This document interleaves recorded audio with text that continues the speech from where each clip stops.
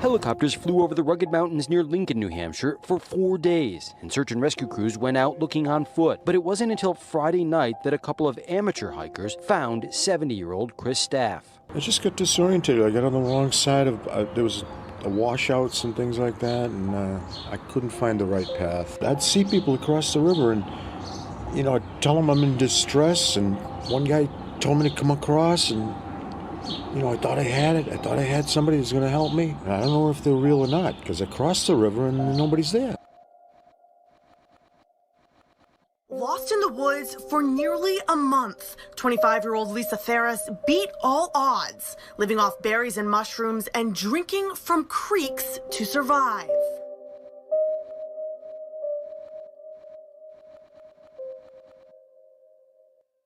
Back from the dead. When I woke up and didn't comprehend what had happened. Hiker Michael Napinski was lifeless when Navy crews found him in Mount Rainier National Park last weekend, lost overnight in below freezing conditions. Just got a complete whiteout. The rescue team flew him to Harborview Medical Center in Seattle when his pulse stopped. Doctors jumping into action, administering CPR after 45 long minutes, finally jump-starting his heart. I'm extremely grateful to everybody here at the hospital for not giving up on me.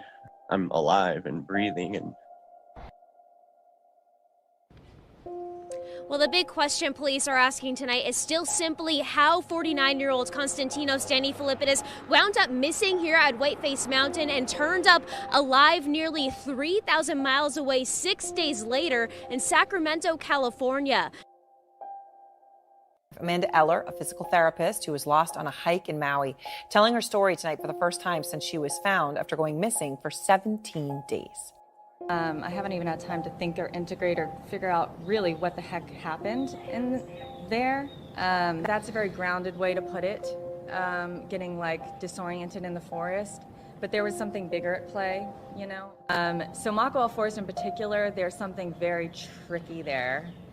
Tonight, rescuers are calling it a miracle. A teenager surviving 8 days alone in the Washington wilderness on creek water and berries.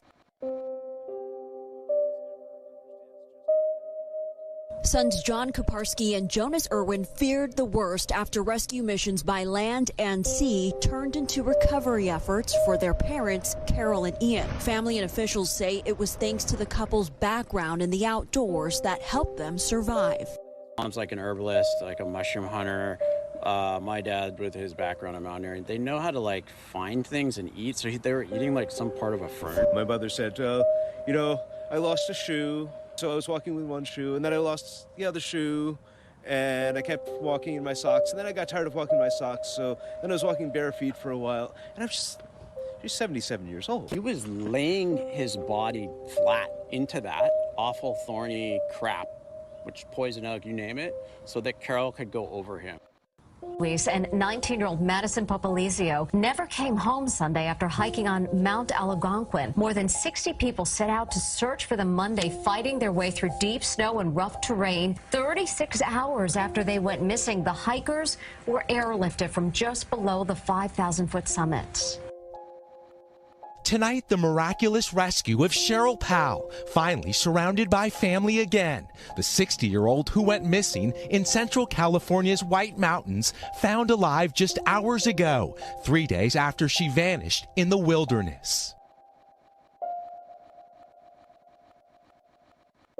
A remarkable story of survival. New details tonight about a mother from the San Fernando Valley who was stranded in Utah's Zion National Park. I mean, she was missing for nearly 2 weeks before she was finally rescued.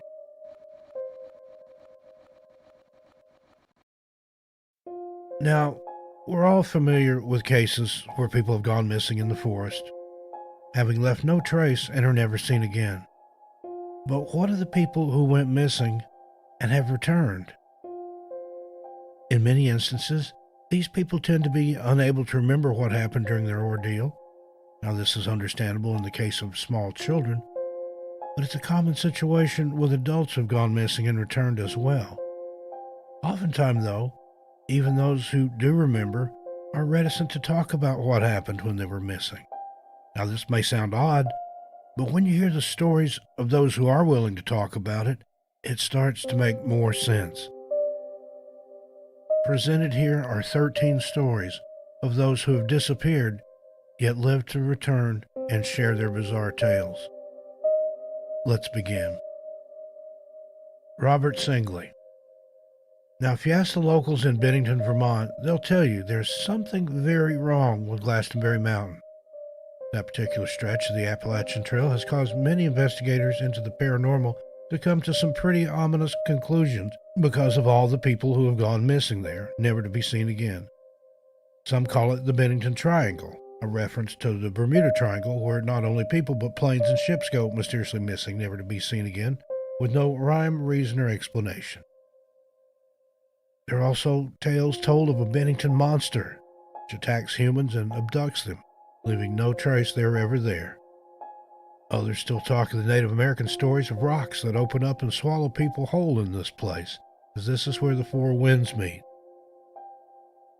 None of this seemed to be of any concern, though, to 27-year-old UBC music teacher Robert Singley when he decided to go for a hike one Sunday afternoon a couple of years ago.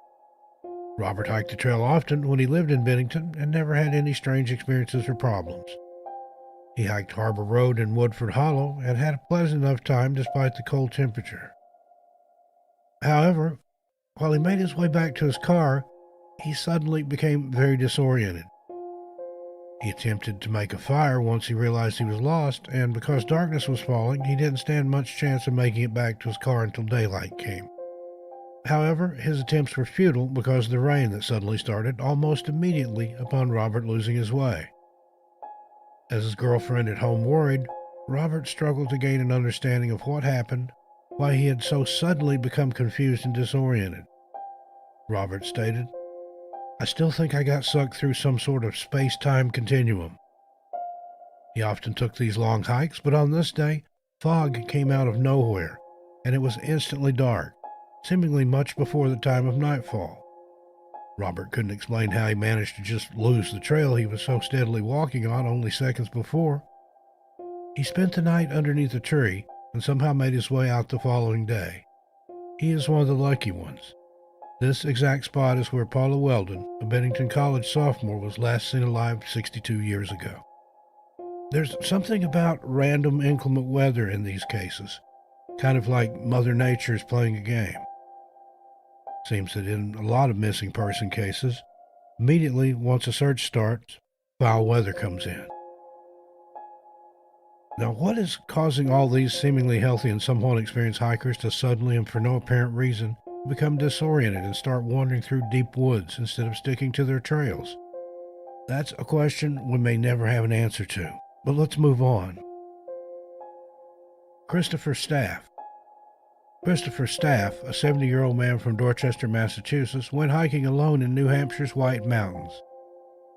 He decided to embark on the very challenging 31-mile Pemigewasset Loop Trail with no problems or concerns.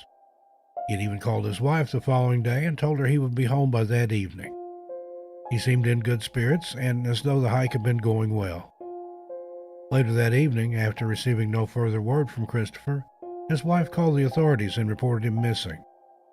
A large-scale rescue effort was put in effect with 18 teams, including nearly 30 officers and volunteers, all out scouring the trail and surrounding areas looking for any sign of Christopher. Fear for his life and well-being mounted as the days passed by, and no sign was found that Christopher had even been in these woods or along this trail. However, the following Friday, 5 days after Christopher had initially set out for his hike and seemingly disappeared without a trace, he was found just sitting on a log, covered in scratches, blisters, and bug bites, and was only able to walk to the rescue vehicles with assistance. When questioned about what happened, Christopher stated, "I'm still trying to sort it all out." Christopher was an experienced hiker of more than 40 years and thought he had been well prepared for most anything that would come up while he completed the hike of a lifetime after turning 70 years old. Christopher was less than 5 miles from the end of the 31-mile loop when something went very wrong. He says he suddenly became disoriented on the path and couldn't find the right way to go. He had lost his backpack, which contained water, and had to resort to drinking from the river. Now, this may or may not have had to do with him then spending the next 3 to 4 days hallucinating. I didn't know where I was, he says. I thought I came home. I thought I came to get my wife's car. All kinds of crazy things. Christopher had lost 25 pounds and was found less than 5 miles away from the road where his car was left. He just couldn't move anymore. He even mentioned hallucinating while at the river that he saw and heard searchers coming to get him and looking for him. However, when he would blink, they would be gone. I just kept reliving it, Christopher says. He knew Friday would be his last day if help hadn't arrived by then. He was seemingly traumatized from the event and hasn't really recovered. Now, how does someone end up hallucinating like this suddenly and out of the clear blue sky? Christopher had just turned 70 years old, but was in great shape and healthy, so what caused him to simply give up and sit on a rock when he was so close to help the whole time? After all the wandering he had done, was 5 miles really that far for him to traverse to get to the main road? Was whatever made him sick and disoriented somehow stopping him from going on? What could have possibly caused such vivid hallucinations? Story after story, it's the same thing. Point of separation or going out alone and becoming disoriented and hallucinating. Here's another one. Michael St. Laurent. 45-year-old construction safety worker and experienced hiker Michael St. Laurent went missing for 9 days in the wilderness of the North Vancouver backwoods. He scribbled pertinent information about himself onto his arm. His birth date, name, and social insurance number were sloppily scrawled there just in case he didn't make it out of the woods alive. This all started on November 13, 2011, near the Grouse Mountain Sky Ride, where, while hiking a trail, he suddenly and without warning became confused and disoriented, not knowing where he was going, and what was and was not even real. Michael's account is somewhat confusing and even contradictory, as he states he was hallucinating so badly for most of the time, it was hard for him to recall most of what had occurred during his 9 days of hell in the woods. Michael had planned to hike a roughly 8-hour round-trip trail. However, he was somehow held up and forced to spend the night in the deep wilderness. Fortunately for him, he happened to have not only a dry change of clothes, but a tarp with him, and managed to stay at least partially dry and semi-warm in the frigid Vancouver winter cold. Michael even prepared for a 2-day trip, though he expected to only stay one, assuming he would be fine and ahead of the game in case anything unforeseen came up. Unfortunately for him, something did. It lasted much longer than the 2 days, though. Michael's mind was so foggy and muddled, however, that after becoming lost and veering off the main trail, he couldn't even manage to find any kindling there in the woods, despite the ability to make a fire by hand. For the next 7 days, he wandered aimlessly around the woods, dehydrated, hypothermic, and vividly hallucinating nonstop. He said his hallucinations included being at work, driving home, and even sitting down for a meal in his favorite restaurant. After just 3 days, he thought it had been 3 weeks. Although there were numerous hikers who passed through the area within view of him, Michael was seemingly totally unable to communicate with them in any way. Not for lack of trying, though, as he says he called out for help and did everything he could to get their attention, but to no avail. It was almost like he was invisible to anyone and everyone who passed him by. The only thing the searchers believed saved him was his somehow remarkable ability to remember to cover himself at night with a tarp. At times, he had even had to crawl as he had developed a condition from wearing soaked footwear called trench foot. When speaking to the media after being rescued, Michael told them he had seen and heard the searchers looking for him, but was unable to communicate with them and gain their attention, and somehow he claimed they hadn't been able to see or hear him at all. The search and rescue teams deny ever being anywhere near the area Michael stated he saw and heard them. What prompted Michael to write down his personal information on his arm, just in case? He said himself it was a regular day and he had the entire hike planned out. Is it just a coincidence that this is yet another semi-experienced hiker who, for one reason or another, was separated from his group and ended up lost in the woods? What is prompting these people to put themselves in harm's way like this? Lisa Theris. 25-year-old Alabama resident and radiology student Lisa Theris had a couple of strikes against her already as far as anyone finding her when she became lost in the woods in Midway, Alabama for an entire month in July of 2017. She had severe bipolar disorder, and because of the crowd she was recently hanging out with, most who knew her thought she was just trying to get away for a while. After not being able to reach her at all in 5 days, her father eventually called the police and reported her missing. After searching the most obvious places and coming up with no sign of her, the police then caught up with the last 2 people known to have been in her company, who were also wanted in connection with the robbery of a hunting lodge. When the authorities finally did catch up with these 2 men, one of them claimed the other killed Lisa and had disposed of her body. This led investigators to bring dogs into the woods behind a local Walmart where she may or may not have last been seen, and where the 2 men said they had last seen her. The other man said she was not murdered, but had jumped out of the truck and ran into the woods for no apparent reason the last night they had been with her. Because of the conflicting stories given by the 2 men and their shady and criminal reputations, police decided to go ahead with the cadaver dog search of the woods. After all, Lisa had been missing an entire month, and the likelihood she could survive out there in the wilderness for that long was slim. Eventually, Lisa was pronounced dead, even as the police still searched for her body. 2 days after this pronouncement, however, Lisa stumbled into the road in front of a random vehicle that just happened to be driving by at that time. Lisa had collapsed onto the roadway and an ambulance was called. She was completely naked, covered in sunburns and bug bites, and it was said she wouldn't have lasted another day had she not made her way somehow to the main road to be found and given medical attention. She had lost 50 pounds, and it was considered miraculous that she had even survived at all. Her condition was barely stable. When she was finally able to recount her harrowing ordeal, she gave an extremely strange and seemingly nonsensical story about what she'd been through. She claims to have survived from eating wild mushrooms and berries and drinking muddy and mucky stream water. When asked how she had come to be in the woods in the first place, Lisa states she believes she was drugged and left there for dead. There is some question, however, as to how Lisa could have survived based on her claims. Number 1, she was legally blind and didn't have her glasses. Number 2, the berries she claimed to have eaten didn't grow in that area. And thirdly, mushrooms are made mostly of water and have no calories at all. Also, she would have gotten terribly ill, if not dying altogether, from drinking the water she claims to have hydrated herself with. What really happened to Lisa? How could she have eaten berries which didn't grow in the particular area? Was she making it all up, or had she possibly slipped into another dimension or something? Those are questions to which we may never have the answers. Michael Napinski.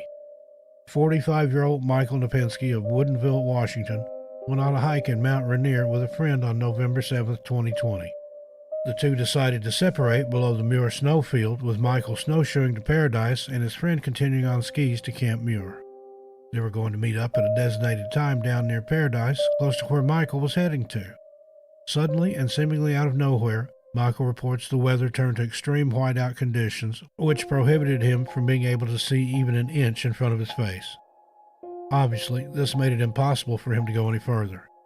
He recalls taking very small and easy steps to get himself slowly down the mountain, while still seeing nothing but the whiteout conditions ahead of him.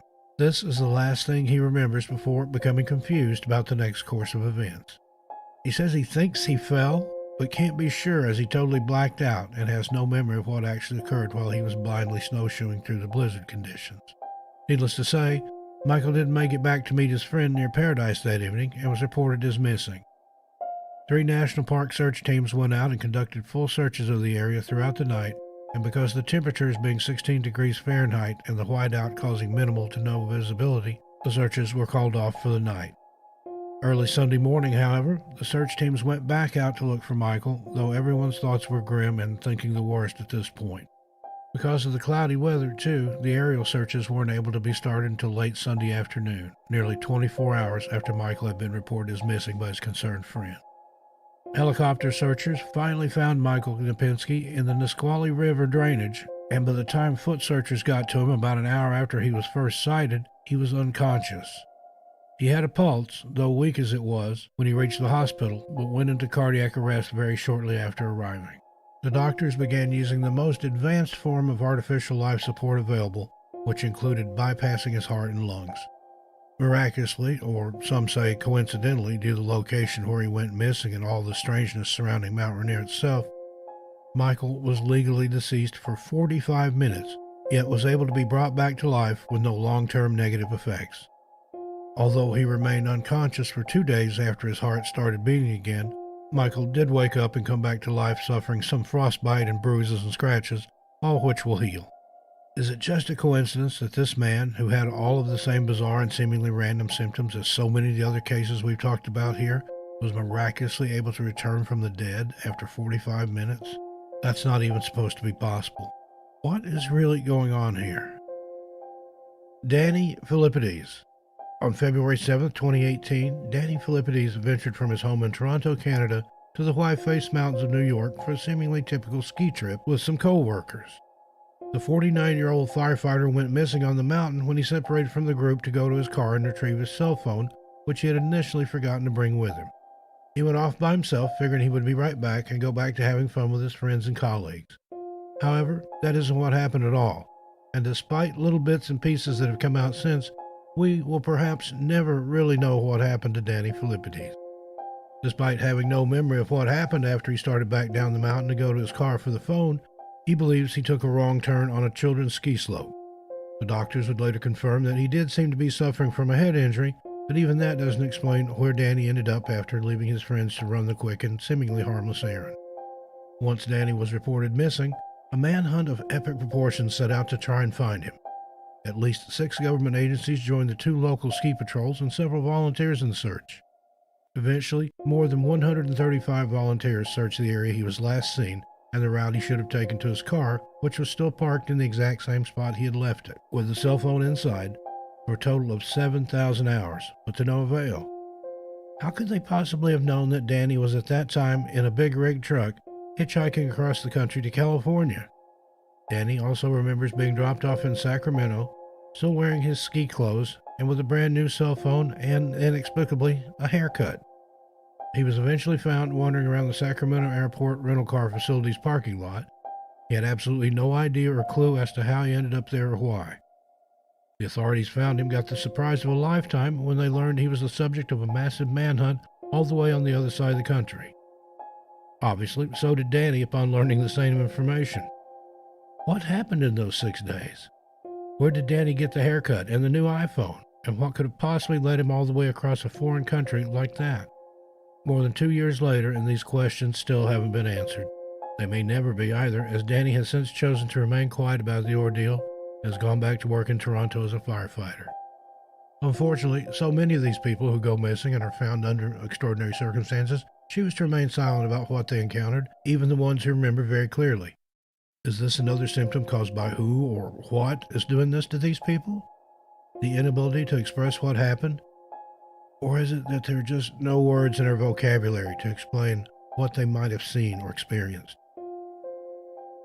Amanda Eller.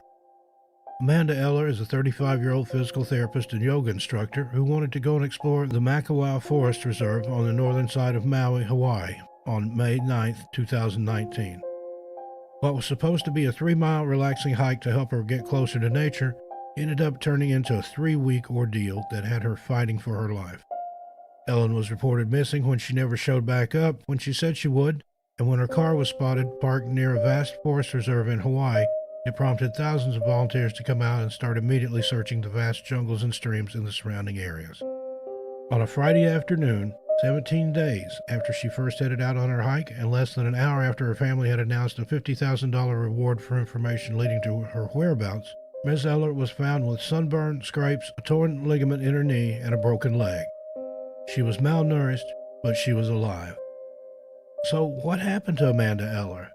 How had she become so lost so quickly on what was seemingly a simple and easy, relaxing trail walk through which she had gone many times before without any problems? Now, it's true the area of the reserve is 2,000 acres and has such thick vegetation and brush it needs to be hacked with machetes, but Amanda was on a trail. Here's what she had to say. Amanda claimed she was just going on the short trail walk, which she had done many times before and was really enjoying it. It was just a typical thing on a typical day. As she went off the path at one point to sit and rest, she became disoriented and confused. She stated a very strange gut instinct was pulling her into the opposite direction than the one she was familiar with and knew was right. She decided to go the way towards where she thought her car was, figuring if she just walked towards there, at least she would have a handle on where she was headed. She ended up hiking from around 10:30 a.m. that morning until midnight that night in a desperate search for her car. She admits being ready to just give up and stop trying, but claims as soon as she did, she would hear a certain very loud and strong insistent voice telling her that if she wanted to live, she needed to keep going. She stated, "As soon as I would doubt my intuition and try to go another way than where it was telling me, something would stop me. A branch would fall on me, I'd stub my toe, or I'd trip. So it seems the same gut instinct that seemed to have initially led her astray was in fact now leading her back to where she needed to be, back on the right path." Many people have started to believe that Amanda had actually been abducted.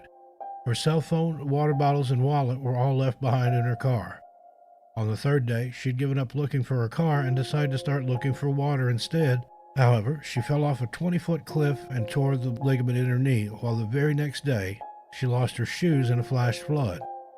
She was only wearing a tank top and yoga pants to begin with, and the injury and loss of her shoes slowed her down considerably. At night, she covered herself with ferns and branches and leaves. She even spent one night in a wild boar's den. She survived by eating almost anything she could find, things that were identifiable and some that weren't. She even ate moths that landed on her body. She began to crawl instead of walking and was then confronted with a seemingly impassable steep drop-off. Meanwhile, the volunteer searchers were going through their own harrowing ordeals as the search for Amanda led many of them into fast-moving streams and had them rappelling into ravines.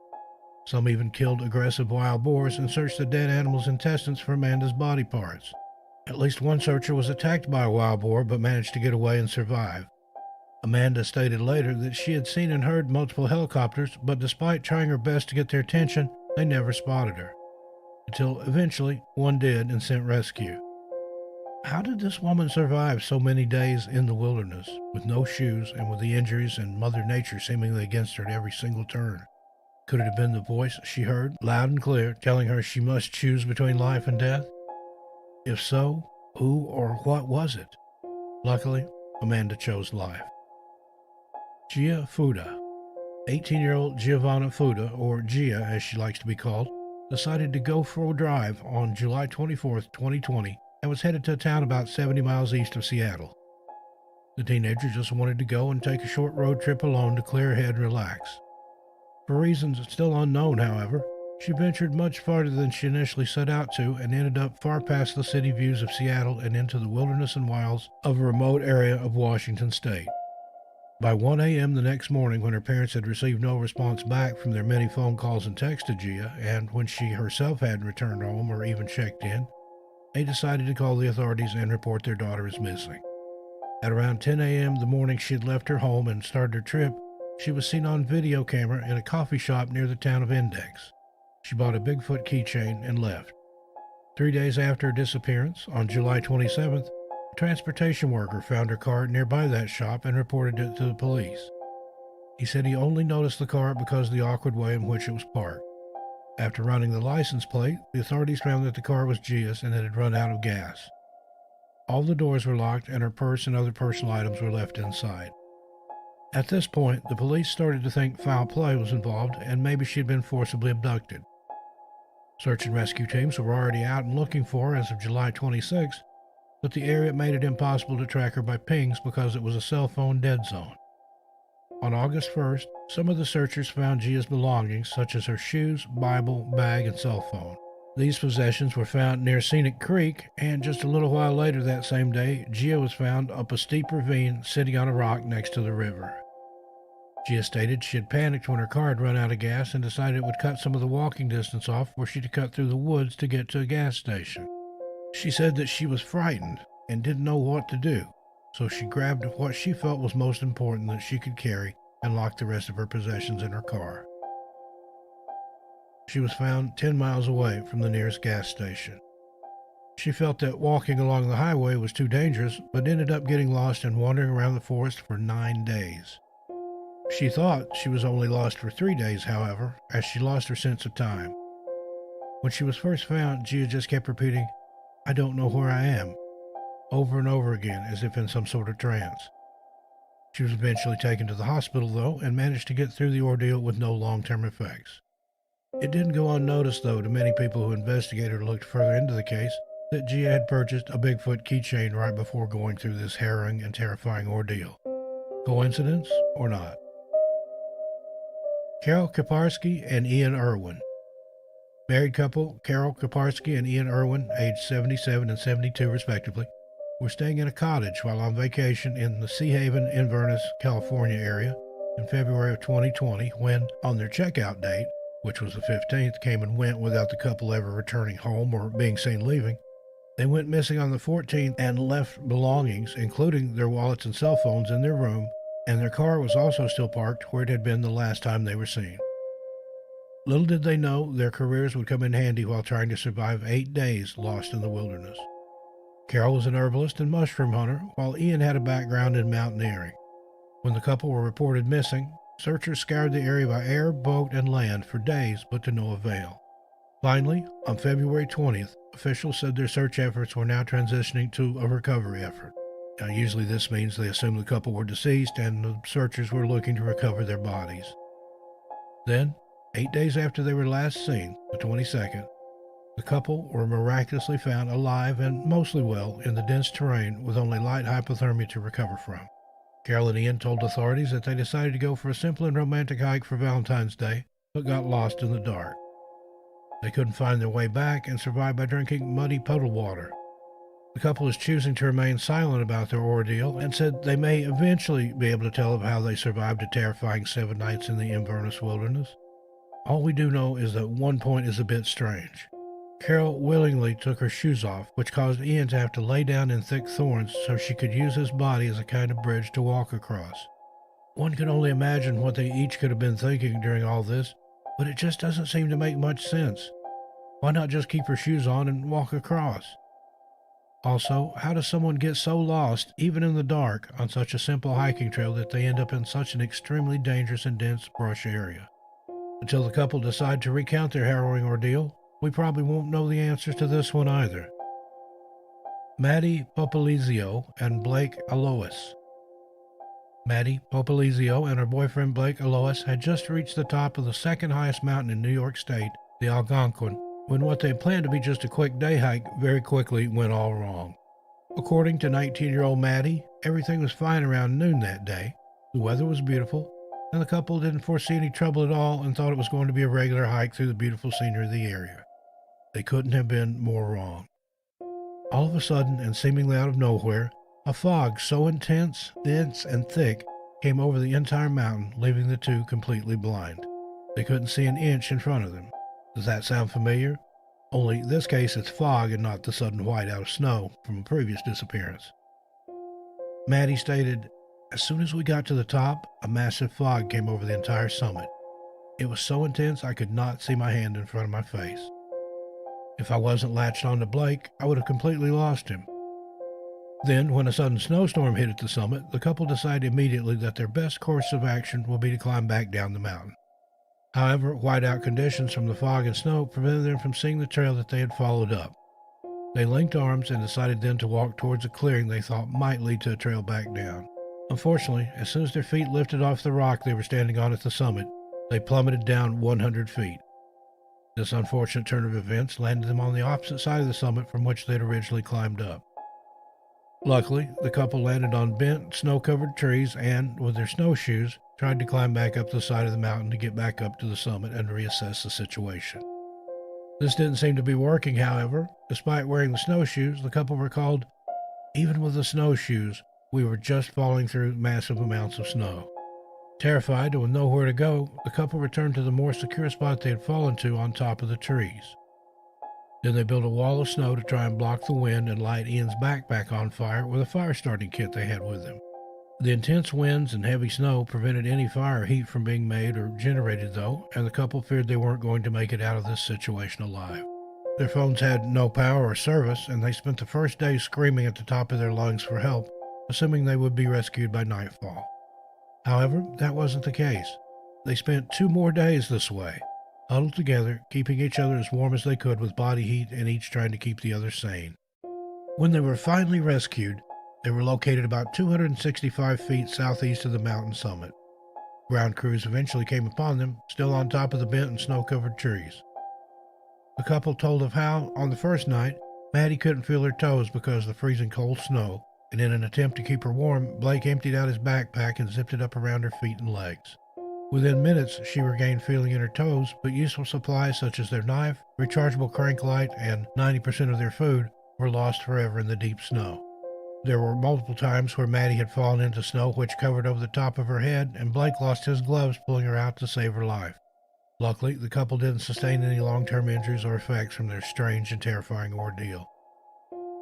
Why is it that blinding weather always comes along in the blink of an eye and makes hikers unable to see and therefore puts them at risk for major injury and incapacitation? It's the same thing over and over again and completely defies any logic or explanation. Some may say Mother Nature is just a fickle woman and changes her mind on a whim, but there are others, those of us that don't believe in so much coincidence, who wonder, is there something else at play here? Cheryl Pal, 60-year-old Cheryl Pal from Huntington Beach, California, went missing for 4 days in the remote wilderness of the White Mountains near the Nevada border. She claims a knife-wielding maniac chased her into the backcountry.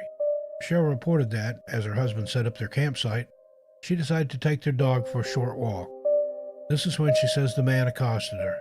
All of a sudden, some guy pops out from behind a tree or something, she said, as she described the incidents which led to her disappearance. It was scary. I was really nervous about the fact he was threatening to do my dog harm.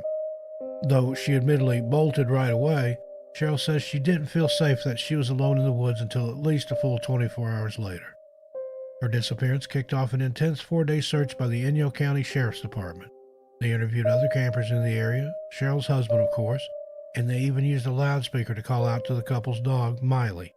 Search and rescue also combed the area, searching on foot with dogs and conducting aerial searches as well, but all to no avail. The strange part is, though, that aside from not finding any evidence of Cheryl or her dog being anywhere in the area, there were also no reports of a suspicious person or vehicle either. Where had this man, described by Cheryl as big, burly, bald, and tan, come from? Where had he gone? Cheryl's family very quickly started urging the authorities to start working under the assumption that she had been abducted. Eventually, it was Miley the dog's barking that alerted the authorities to Cheryl's whereabouts. Aside from being very scared and extremely exhausted, Cheryl was found alive and safe. As for the knife-wielding attacker who initially chased Cheryl into the woods, there have been no reports at all besides her initial description of any suspicious persons, vehicles, or activities that day. Who or what was it that chased Cheryl? Could this be yet another reason for some of the many disappearances across the country and even the world? Why had there been no other reports at all about a suspicious-looking man? Was Cheryl somehow the only one who could see him? Even if so, what did he want, and why hadn't he given chase when Cheryl initially took off? Very odd indeed that he just let her run off and didn't give chase. Could he have been trying to lure her into the woods for another reason? Perhaps for someone or something other than himself? For now, we just don't have any answers. Alma Tolman. Alma Tolman was an Eagle Scout and experienced camper when he seemed to have vanished into thin air while on a camping outing on Antelope Island. Antelope Island, with an area of 42 square miles, is the largest of 10 islands located within the Great Salt Lake, Utah.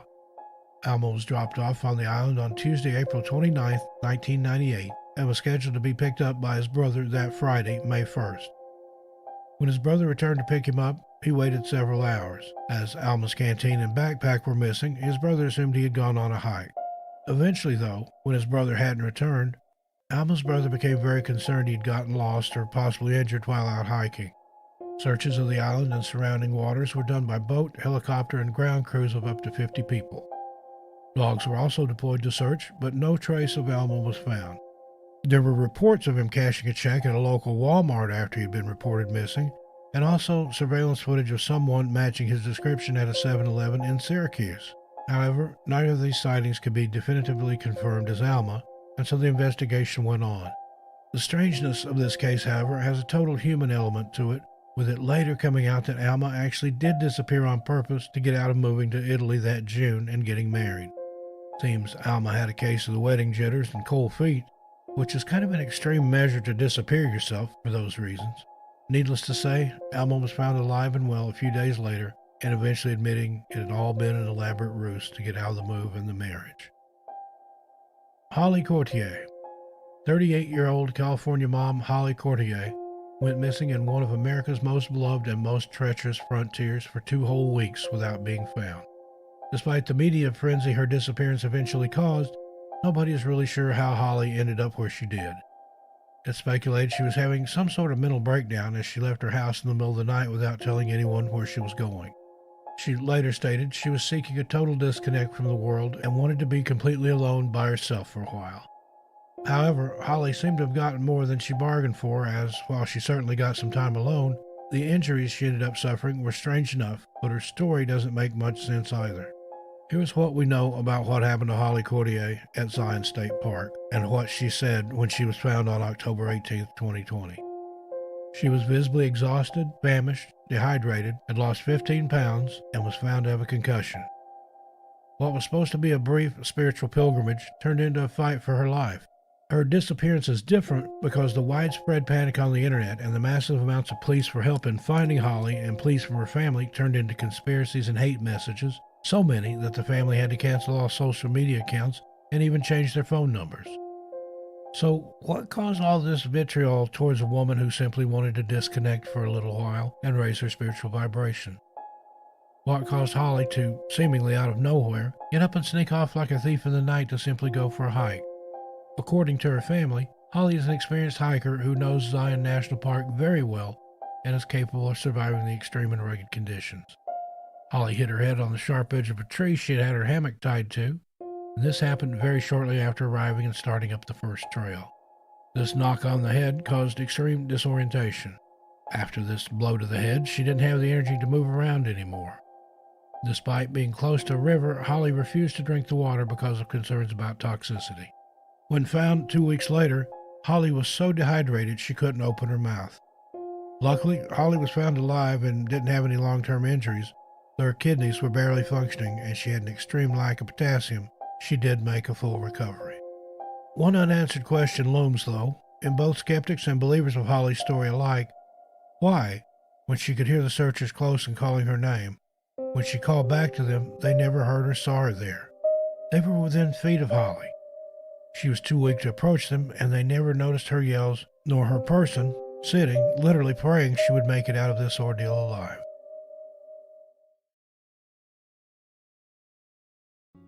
Hello, friends. Today, we'll be talking about unbelievable tragedies in national parks. On this channel, we talk a lot about the missing people all over the world, and especially here in our national parks in the United States.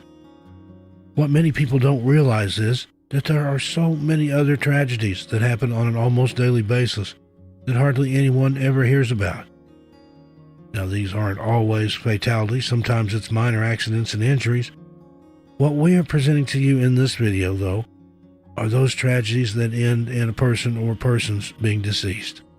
What could have been done to prevent these disasters? Well, in each case, there's something different, and maybe, in some, even there was nothing that could have helped to prevent such atrocious acts of nature being brought about. Are these things being brought on by unseen forces? Are there other things at play here than just terrible accidents of nature? Let's begin.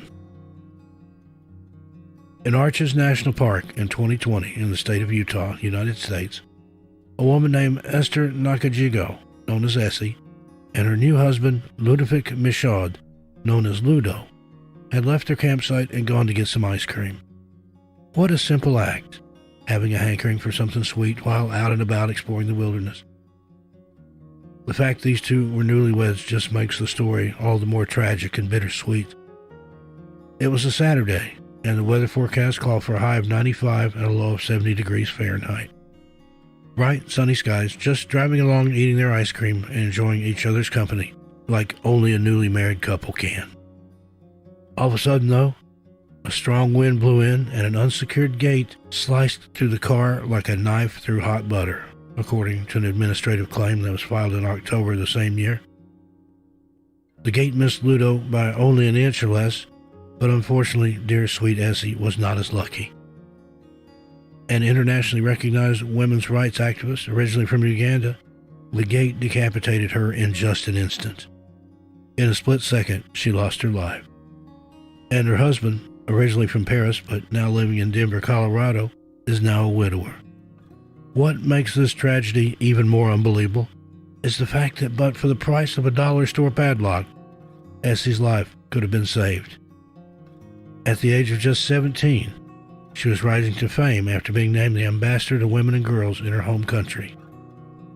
She was using the money she earned from this position to put herself through college and fund a nonprofit community health facility for women in the poor third world country.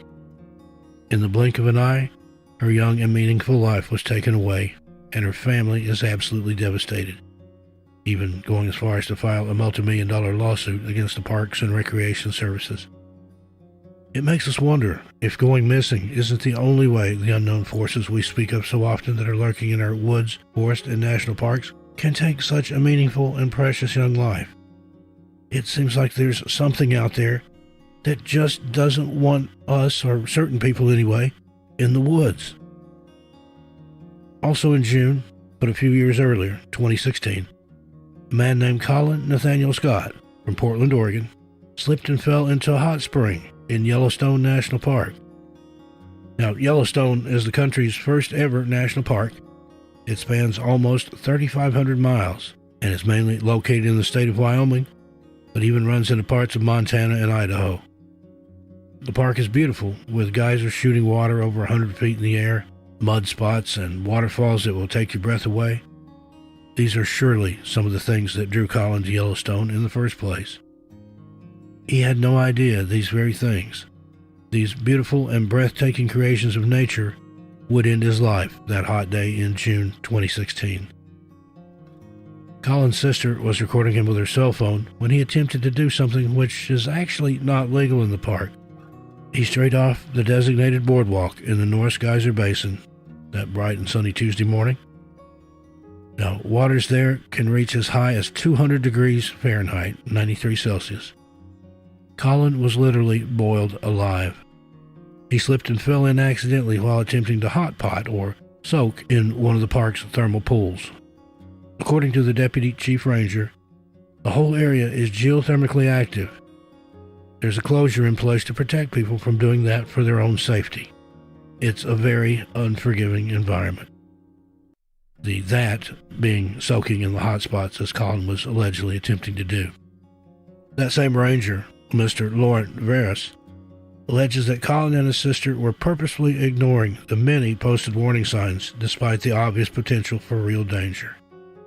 His sister recorded Colin as he reached down to test the water with his finger, and he slipped and fell in, being boiled alive as she watched on in horror, completely helpless to do anything but scream for help. Thankfully, his death was almost instantaneous once he fell in. He didn't suffer. But there was never any hope of rescue. An unforgiving environment indeed. Rescue teams located his body later on that day. However, due to approaching inclement weather, which we see often in missing persons cases, mainly a lightning storm, they were unable to retrieve his body without risking very significant danger to their own safety and even to their very lives. So, unfortunately, the recovery effort was held off until the next day. But by the following day, however, search and rescue were unable to find any significant remains of the unfortunate young man who just wanted to have an adventure in one of the most beautiful and scenic places in all of the United States. Mr. Theris said, "Unfortunately, there was a very significant amount of dissolving. He truly was boiled alive." Next, we have 63-year-old Robert Boardman, who was hiking with his wife and a friend in Olympic National Park in Washington State. He had to be rushed by the Coast Guard in a helicopter to a hospital in Port Angeles, where he was pronounced dead on arrival after being gored in the leg by a wild mountain goat. Mountain goats are not native, but were introduced into this area in the 1920s and can actually become quite tolerant of the close approach of humans. The problem is, once this happens, they become habituated and lose their natural fear of us and then they're apt to try and start asserting dominance over us, which could lead to an attack just like this. Although normally not aggressive, it is recommended that you stay at least 50 feet away from them at all times and never ever urinate on a trail where there's a potential for mountain goats. Also, people who are sweating, as I'm sure one would do during a hike on a hot spring or sunny day, will also accidentally lure the goat to them, as these particular goats crave salt, which are found in our urine and sweat. This particular goat, however, is said to have been known for its aggressive behavior, but was only killed after it had already attacked, gored, and killed Robert Boardman. According to a park spokesman named Barb Maines, rangers had previously tried hazing the goat, which means they tried to induce it to be frightened by human beings again by shooting it with beanbags and throwing rocks at it. She claimed that though they knew the goat had been aggressive before this incident, she also stated that there were no incidents which warranted putting it down until Robert's unfortunate incident. Witnesses said that Robert, his wife, and their mutual friend were having lunch on Klahani Ridge when the goat started to approach them. It had gone unnoticed up to this point. Robert tried simply shooing away the animal, but it attacked him instead of fleeing. After goring him in the leg, which ruptured an artery, the goat simply stood over him so no one else was able to approach him until a ranger hit it with a few rocks and it turned to finally flee. Olympic mountain goats are only found in North America, and there are approximately 300 of them in this particular national park. The usual height and weight for one of these beautiful yet possibly deadly creatures is standing around 3 feet tall and weighing up to 300 pounds. Next, on Monday, May 3rd, 2021, Mason Stansfield, a 28-year-old from Ouray, Colorado, lost his life after falling into a crevice of a glacier in Denali National Park and Preserve in Alaska. Mountaineering rangers received a report from a satellite communication device that a skier had fallen into a crevice. Mason, who is an experienced skier, mountaineer, and also a mountain guide, was skiing with his partner, who reported she could not see or communicate with him once he had fallen in, but alerted the authorities as quickly as she possibly could to try and get rescue out there before he passed away. Rescue was able to reach the scene and respond within just a half hour of the call for help going out, but unfortunately Mason died upon impact after falling and being found 100 feet below the glacier's surface. Mason's partner wasn't injured, thankfully, but she was taken to a nearby hospital just as a precaution. His remains were located that same day. A spokesman for the park stated that the accident had happened on a tributary glacier that flows into the main Eldridge Glacier. Mason had even done some mountain guide work on this same mountain in Denali before. He was a certified rock guide through the American Mountain Guide Association and had spent the last 6 years of his life working as a mountain guide out of Colorado's San Juan Range, as well as in other parts of Alaska. This just goes to show you that accidents can happen to anyone, regardless of their skill level, and you have to be not only experienced, but extremely careful and cautious whenever you're out in a place where you could end up being up against Mother Nature. In November of 2000, in Hawaii Volcanoes National Park, rangers made a horrific discovery when they came across the bodies of an unidentified man and woman who were deceased and in an advanced state of decomposition. The pair were found near a spot where lava from the Kilauea volcanic eruption flows out into the sea. When this happens, plumes of steaming white seafoam erupt into the air in a glorious show of nature. The area, which is aptly named Eruption Site, is scattered with a glassy volcanic rock called tephra. Tephra are formed and then ejected into the air, quite violently, when the more than 3,600 degree Fahrenheit, 2,000 Celsius degree, lava is sated by the seawater. The bodies were located approximately 330 feet inland from the eruption site and showed no visible signs of trauma. It was first assumed that they had been struck and killed by the flying tephra, but later on during autopsy, this was determined not to be the case. The final autopsy report was released 2 days later and showed the cause of death was actually pulmonary edema or swelling of the lungs. This was apparently due to them inhaling the hydrochloric acid fumes that come off the lava. The autopsy also showed that the advanced decomposition was due to acid rain.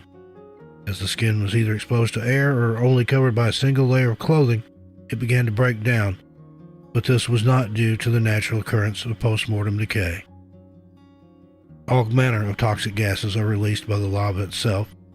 These gases can include carbon dioxide, hydrofluoric acid, hydrogen sulfide, and sulfur dioxide.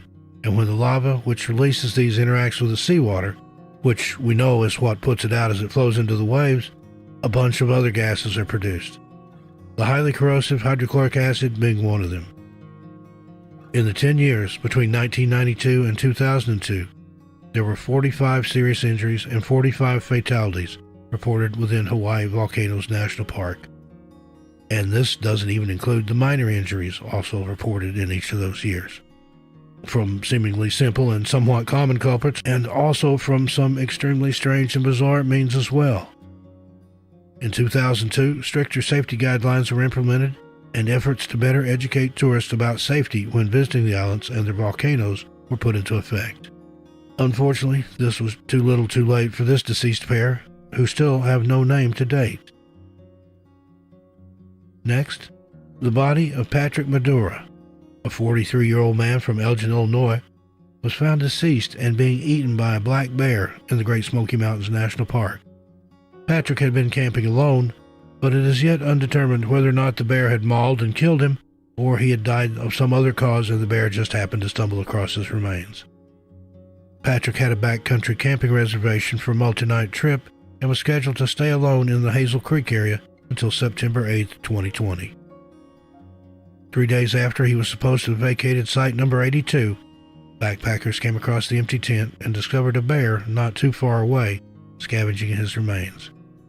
The bear was found to be very healthy and weighing about 231 pounds. Now, the Great Smoky Mountains are the home to approximately 1,500 bears, most of which are not known to behave aggressively toward humans.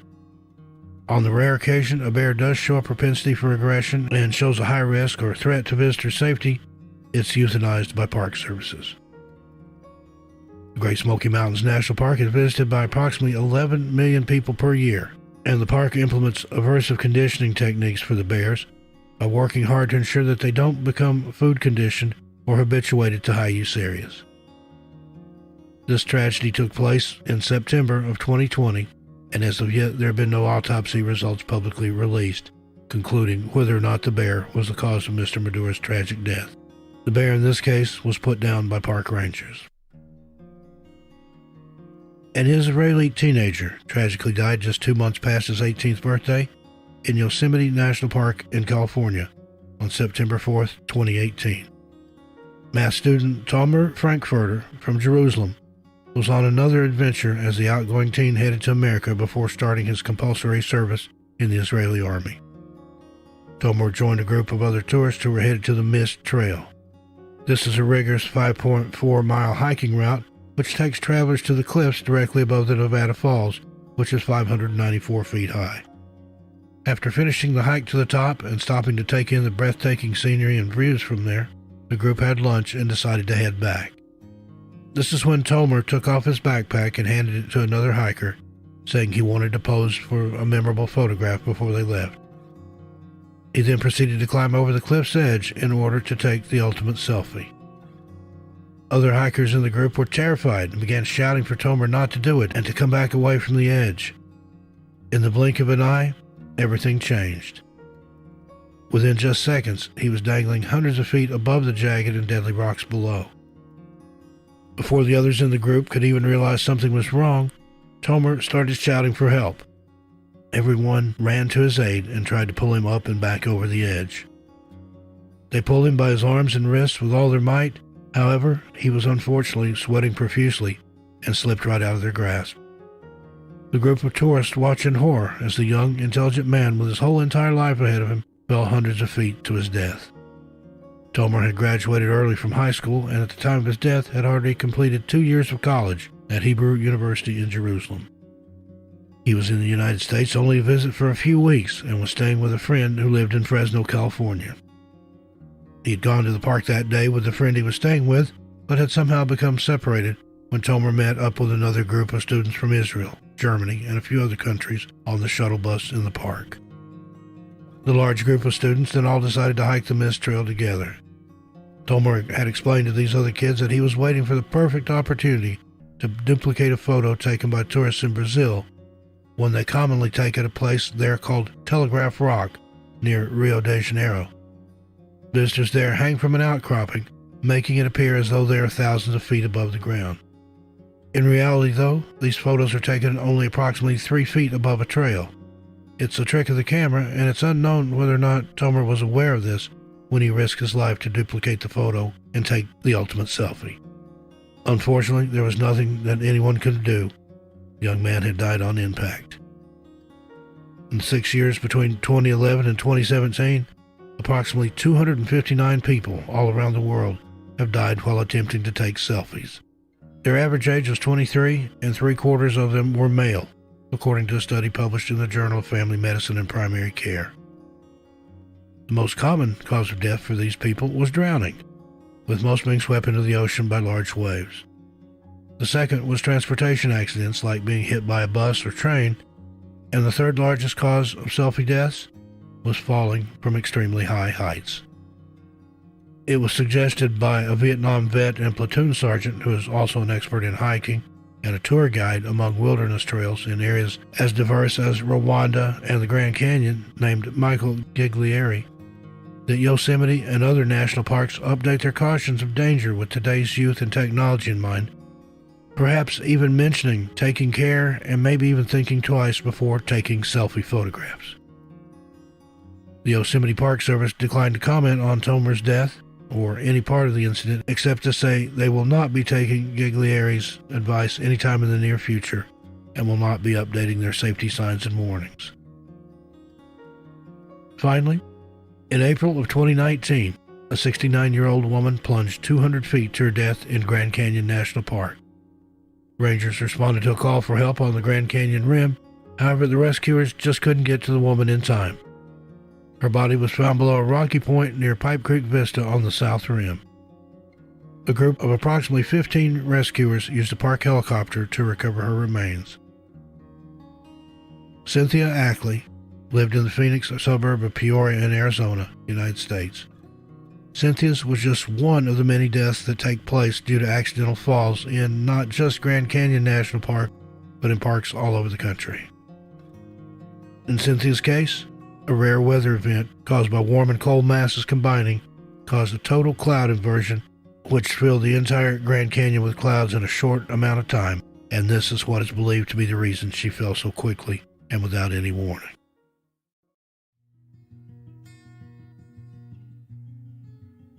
Hello, friends. Welcome to our latest video. This episode, we're going to be discussing Rocky Mountain disappearance and tragedies. Now, the Rocky Mountains, also known simply as the Rockies, are a major mountain range and the largest mountain system in North America. The Rocky Mountains formed 80 million to 55 million years ago during the Lauritimide orogeny, in which a number of plates began sliding underneath the North American plate. The angle of subduction was shallow, resulting in a broad belt of mountains running down western North America. Of the 100 highest peaks in the Rocky Mountains, 78, including the 30 highest, are located in Colorado, 10 in Wyoming, 6 in New Mexico, 3 in Montana, and 1 in Utah. Public parks and forest lands protect much of the mountain range, and they're very popular tourist destinations, especially for hiking, camping, mountaineering, fishing, hunting, mountain biking, snowmobiling, skiing, and snowboarding. Being in the Rocky Mountains have been said to literally make people feel like they're on top of the world, or, as John Denver sang, Rocky Mountain High. Today, though, the breathtaking views and scenic landscapes of this gorgeous mountain range aren't the reason we're bringing you this video. There is something else entirely, and something entirely sinister in what we will be discussing with you today. Bizarre and tragic deaths and disappearances in the Rockies are far too common. And because most national parks don't keep very good records of their missing and deceased, if they keep any at all, we think it necessary to review this information and a few of the very many cases like this. Between 1915, when Rocky Mountain became a national park, and 2015, a total of 344 park visitors have died as a result of accidents, car crashes, heart attacks, and various other reasons. Included in those statistics are 60 stunning fatalities associated with climbing Long's Peak in particular. While of course we can't dig into every single one of these tragedies in this short video, let's dig a little deeper into just a few of them. Here are the bizarre and strange deaths and disappearances in the Rocky Mountains. The average age for those that have died on the mountain is 32.5. The oldest person to die was 75 when he slipped on ice along the narrow section of the Kehoe route. There were also two 16-year-olds that died on that peak, one in 1932 and the other in 1980. A total of 9 victims were teenagers, which represents 15% of all deaths. This data was collected back in 2013, and as you can imagine, at least a few more deaths of teenagers have occurred at one point or another from one thing or another since then. During the first decade of the 21st century, 8 fatalities have been recorded. However, the deadliest decade was the 1970s, when the mountain claimed the lives of 13 people. Mountaineering in particular can be one of the most dangerous outdoor activities one can take part in when out in the Rockies, or on any mountain range for that matter. Despite these dangers, however, people have been climbing for thousands of years. It's the perfect thing to do if you have a great love of the outdoors and a spirit of adventure to go along with it. Some have said that while out in Mother Nature, as scenic as the views from so high above the rest of the world are, you start to realize how absolutely insignificant you are in the grand scheme of things. It's very humbling. I reiterate, however, it's also extremely dangerous, and one tiny mistake or misstep can cost you your very life. Take the case of Matthew Burklow, who on June 9, 2014, at around 2 o'clock in the morning, got into his Honda Fit and drove an hour from his home to the Longs Peak trailhead. The 25-year-old hiker planned on summiting the Front Range's most prominent 14,000-foot mountain and returning to Fort Collins in time for his afternoon shift at a King Soopers pharmacy, where he was a certified pharmacy technician.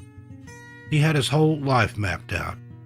He would study physics at CSU and then attend pharmaceutical school. He made the summit, but he unfortunately did not make it off the mountain alive. Matthew Burklow became the 59th fatality on Longs Peak, one of, if not the most deadly peaks in Colorado. Matthew was born and raised in Georgia, but according to his loved ones, Colorado simply stole his heart. He didn't have a cell phone, as he believed he had no use for one. He didn't have credit cards either.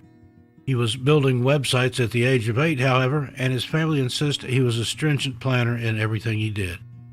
So what happened on the mountain? Matthew was an experienced hiker who had recently started ice climbing and had completed the Appalachian Trail 2 years before his fatal journey. His family reported that he was a meticulous planner who treated the mountains with tremendous respect. For months, Matthew had planned the 2,160-mile Appalachian Trail trek from Georgia to Maine, how much food he needed, where he could restock supplies, how many miles a day he could manage, where he'd meet his wife Haley, who would drive from Tennessee on the weekends with fresh supplies, and they'd spend Saturday nights together. His father said of his son that anything Matthew did, he excelled at, and if he couldn't be the best at it, then it wasn't for him. Back to that fateful day in June 2014. Matthew's extensive planning and collection of the newest and best outdoor gear earned him the trail name Fancy. He climbed the 14,259-foot tall Longs Peak alone in winter conditions that would caution hikers to include crampons, a helmet, and an ice axe. He had indeed packed all those things except for the helmet. After recovering Matthew's body, Rocky Mountain National Park search and rescue rangers investigated the fatal accident, piecing together what clues they had at their disposal. They found photos of Matthew smiling on the summit. After 2 previous unsuccessful attempts, he'd reached Rocky Mountain National Park's highest point and the 14th most difficult 14er, which are peaks 14,000 feet or higher in the lingo of the climbers, among the 54 in Colorado as rated by 14ers.com. Despite the calendar showing the month of June, Longs Peak still exhibited winter conditions. On the evening of June 8th, just hours before Matthew left Fort Collins for the trailhead, Rocky Mountain National Park closed the high-elevation Trail Ridge Road due to it being covered in a new sheet of ice. About a foot of snow covered the trough, the narrows, and the ledges section of the keyhole route. And the home stretch, a steep slab of granite near the summit, had many sections slick with ice. Matthew fell from the ledges section of the mountain, a series of narrow ledges with a drop-off of 2,000 feet or more. Sadly, Matthew wasn't this particular spot's first victim either. He had already traversed the steep home stretch and the snowy narrows and had nearly reached the keyhole, the final hurdle before the simple scramble down the boulder field. It should have been easy going from there back to his vehicle, but Matthew fell, perhaps on a slick section of snow or ice, or maybe because of tired legs or a brief second of inattention. He fell approximately 600 feet, and his body was found in a rocky outcropping below the marked section of the trough. Chances of surviving a fall of that magnitude are extremely slim, said Rocky Mountain National Park East District Ranger Mark Pita.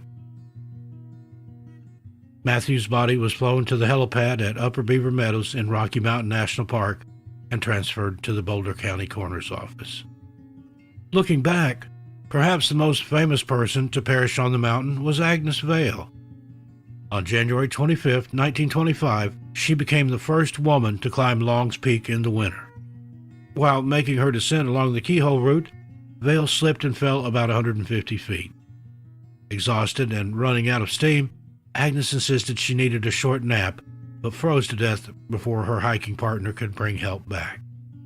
Today, just below the keyhole, is the Agnes Vail Shelter.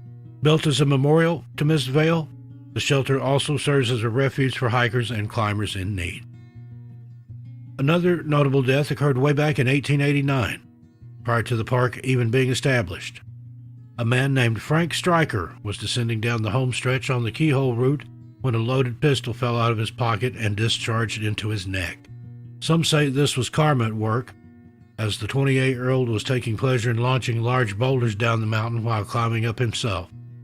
The newspaper account at the time said he announced his intentions of sending off a particularly huge stone just before the accident occurred.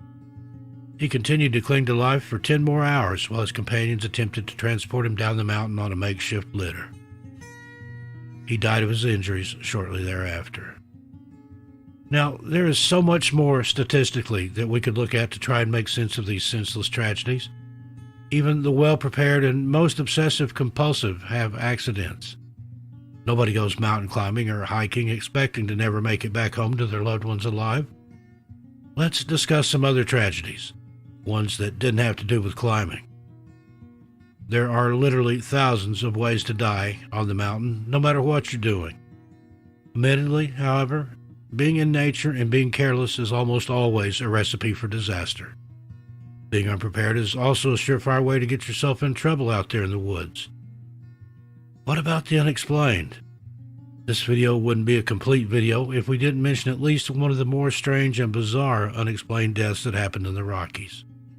Take the mysterious disappearance of Keith Reinhardt. Keith was a sports reporter at the Daily Herald in Chicago in 1988 when he announced he'd be taking the next 90 days off to fulfill his lifelong dream to spend some time living in the Rocky Mountains. In a letter he wrote to a friend, Keith stated, "I love these mountains and want to live in them before I die." So he took off for Silver Plume, Colorado, a small mining town of 200 that sits inside the Arapahoe National Forest at the foot of the Rocky Mountains. Ironically, and more than just a little eerily, Keith had another reason for wanting to visit this particular tiny little mining town. In addition to fulfilling his one dream, he was also hoping to achieve another. This was to write a novel about the disappearance of Tom Young.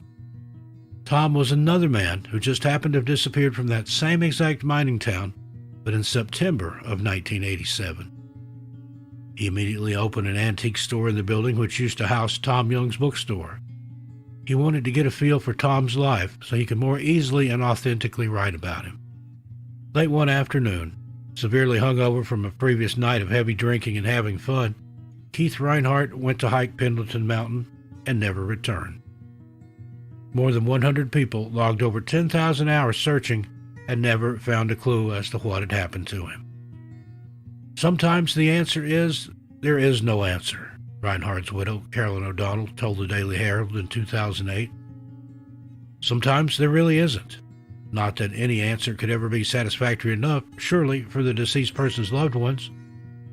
To have to reconcile yourself to the fact that someone so important to you and that you love so much is gone and never to return again must be hard enough.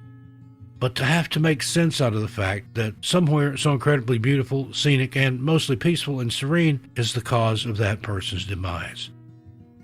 It boggles the mind and has to be quite unbearable. So, in closing, make sure when out in the woods, even if you're just camping or if you are hiking, climbing, etc., whether in the national parks or even in your own backyard, that you're well prepared and careful. If you absolutely must go alone, always be sure to tell at least one other person where you're going and when you expect to be back. A lot of people even go so far as to give a time that if they haven't yet returned, that the authorities are to be called. You can find so many safety tips online these days, so please do your own research before going out into the wilderness. Hello, friends. Welcome to our latest installment of Unsolved National Park Disappearances. In this episode, we'll be focusing on Canadian national parks and wilderness areas. Now, Canada's national parks represent the diversity of natural regions and landscapes in Canada and protect approximately 328,198 square kilometers of Canada's lands. And with this abundance of wilderness comes lots of missing persons cases. What's most disturbing, however, is that these numbers are ever increasing, and the circumstances behind these disappearances often can't be explained. Today we'll discuss 10 unsolved disappearances from Canada's national parks and wilderness areas. Number 10, Ali Nadiri.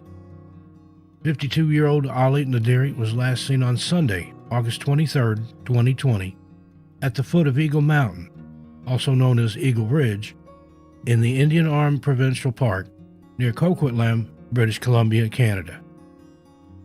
Ali is described as a Persian man having a dark complexion with black, salt and pepper hair that curled over his ears and brown eyes. He's 5 foot 10 inches tall and weighs 176 pounds. He was wearing dark shorts and a dark hiking jacket and carrying hiking poles with him. Ali was reported missing at around 9 p.m. on August 23rd. Police soon found Ali's vehicle near the 2500 block of Diamond Crescent in Coquitlam. Trail camera video also places him on the mountain the day he disappeared. 183 trained volunteers spent a combined total of 2,400 hours searching for Ali using GPS, drones, helicopters, and canines. Police said the teams covered 48,000 square meters of the mountainous trail, but that they were entering riskier terrain with less certainty that they were looking in the right direction.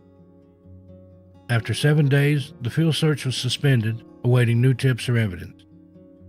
Investigators have searched Ali's apartment and vehicle, and his family and friends have been spoken to, with nothing out of the ordinary turning up.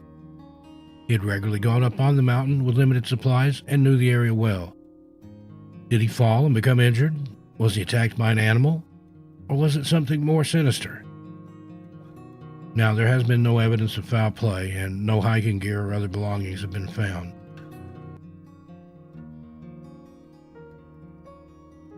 Number 9, Stephanie Stewart.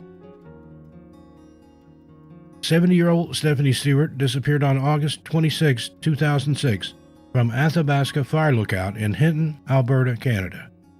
Stephanie had worked for 18 years for the Alberta Natural Resources Group. She also spent her summers for 13 years at the Athabasca Lookout, which is 25 miles east of Hinton, or 145 kilometers north of Edmonton, and located on a high ridge in the northwest area of the province. Stephanie was healthy and adventurous despite being 70. When she missed her usual call-in first thing on the morning of August 26, it was obvious something was terribly wrong. Many phone calls were made to Stephanie's phone in the lookout, and whoever answered hung up repeatedly. The phone was unplugged afterwards. Stephanie's supervisor went to the lookout immediately. When the supervisor arrived, there was a pot of water left boiling on the stove, and her truck was still parked outside.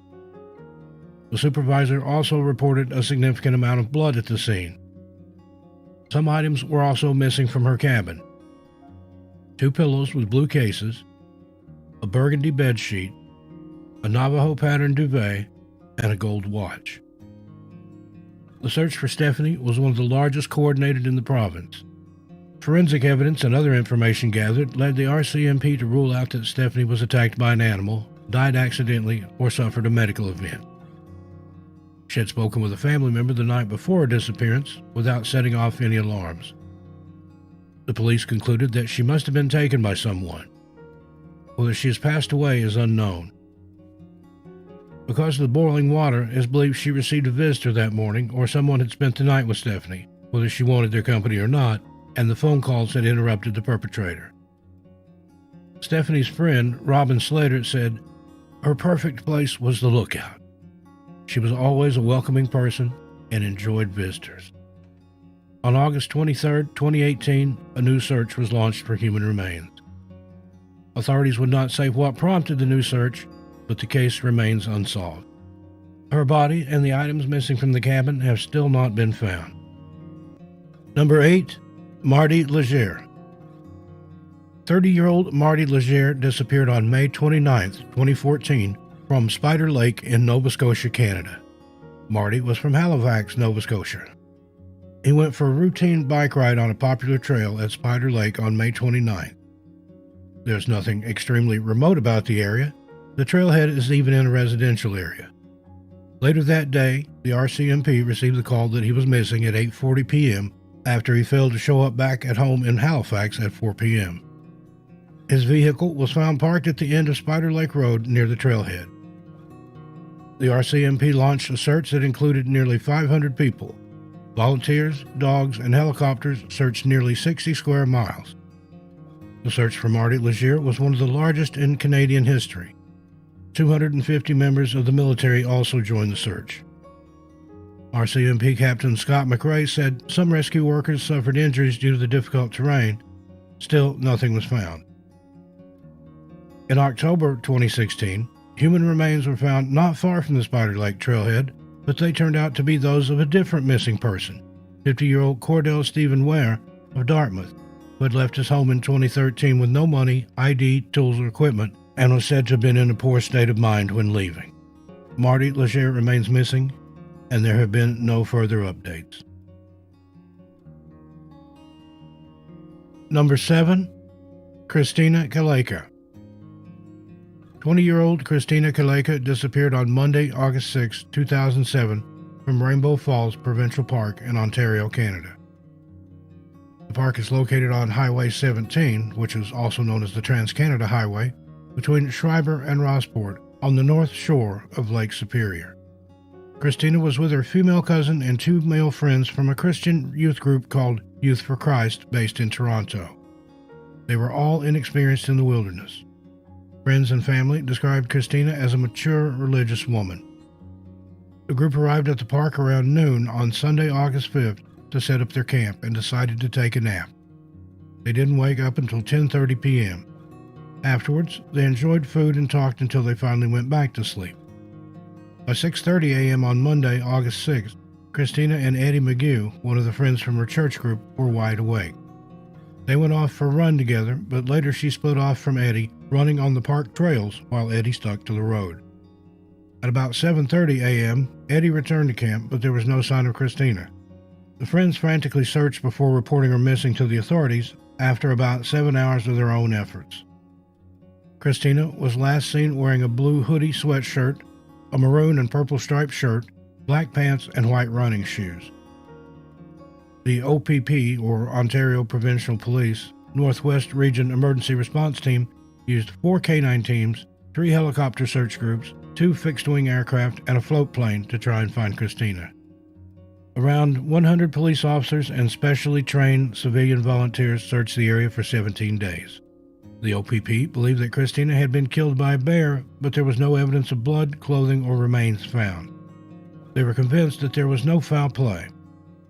Elizabeth Rutledge, Christina's mother, believes she was abducted or worse.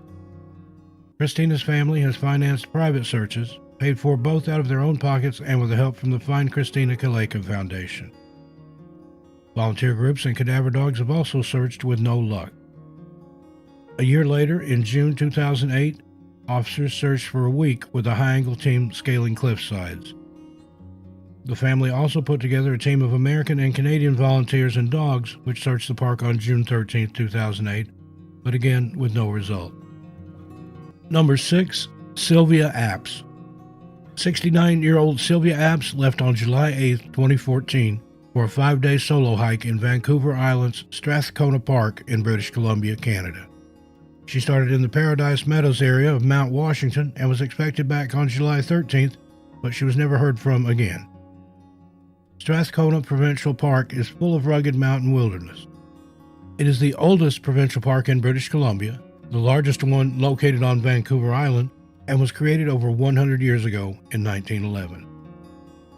Comox Valley Ground Search and Rescue began searching around Castle Crag Mountain with helicopter support, but ended the official search after 1 week. Search and rescue teams then focused on targeted searches to ensure the most likely areas were double-checked. Sylvia's backpack was found in one location, her walking sticks and camera in another, and her name in the logbook on one of the peaks. Paul Berry, president of the Comox Valley Ground Search and Rescue, said it was the first time they had failed to find someone despite finding all of their belongings. He believes Sylvia likely suffered a medical emergency, such as a heat stroke, and was unable to think clearly while awaiting rescue. Sylvia remains missing, and there have been no further updates. Number 5. Jordan Naderer. 25-year-old Jordan Naderer was reported missing on October 13, 2020, from E.C. Manning Provincial Park, usually referred to as Manning Park, in British Columbia, Canada, about 200 kilometers east of Vancouver. Jordan was Memorial University engineering alumni and recent graduate of the University of British Columbia. It's believed he set out for a solo hike on Frosty Mountain Trail in the park, but that is unable to be confirmed. He was last seen leaving his downtown Vancouver apartment at Seymour and Nelson Streets, wearing black pants and white running shoes and carrying a large olive green backpack at around 7 a.m. on October 10, 2020. Jordan is described as 5 feet 10 inches tall with a slim build and has short brown hair. When he didn't show up for Thanksgiving dinner with friends 2 days later on October 13th, the search began. His black 2016 Honda Civic was found in the Lightning Lake day use area of the park at the Frosty Mountain Trailhead.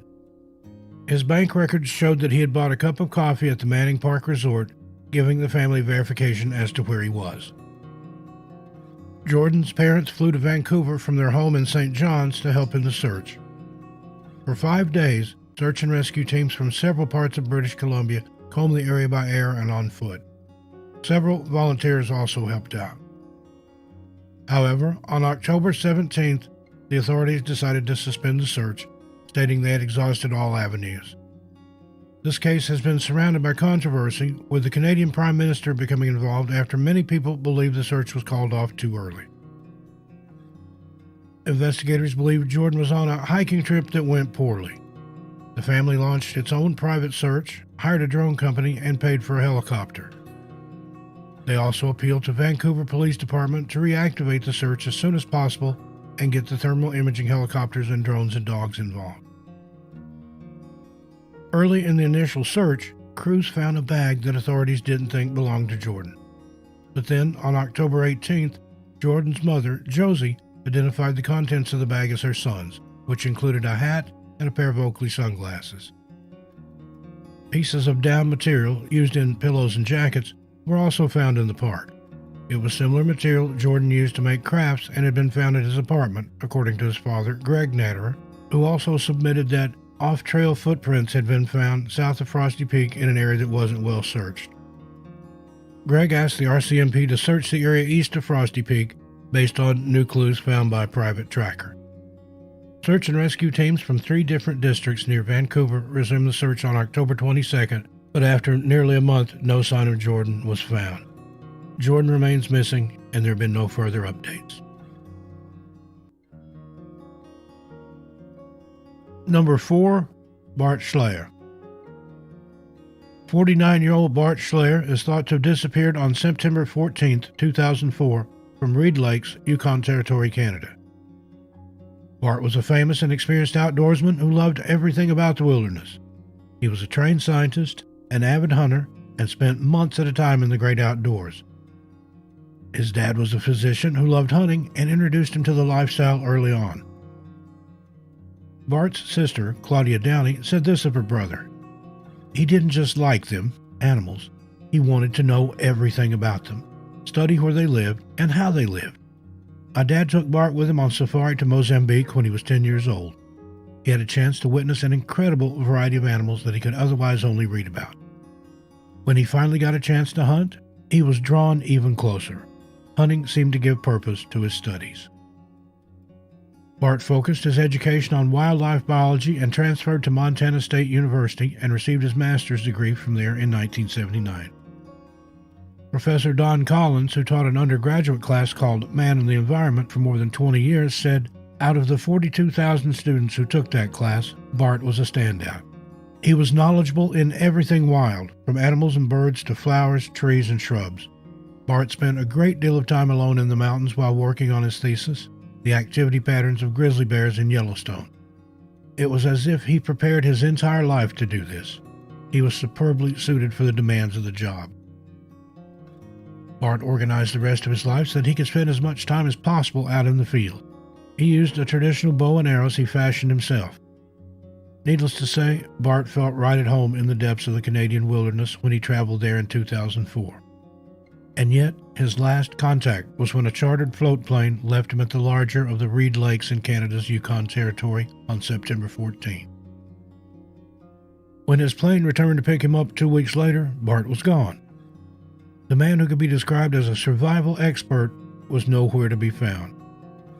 Which was odd because he was well prepared and had at least 2 weeks' worth of food in tow, as well as a tent and an inflatable boat.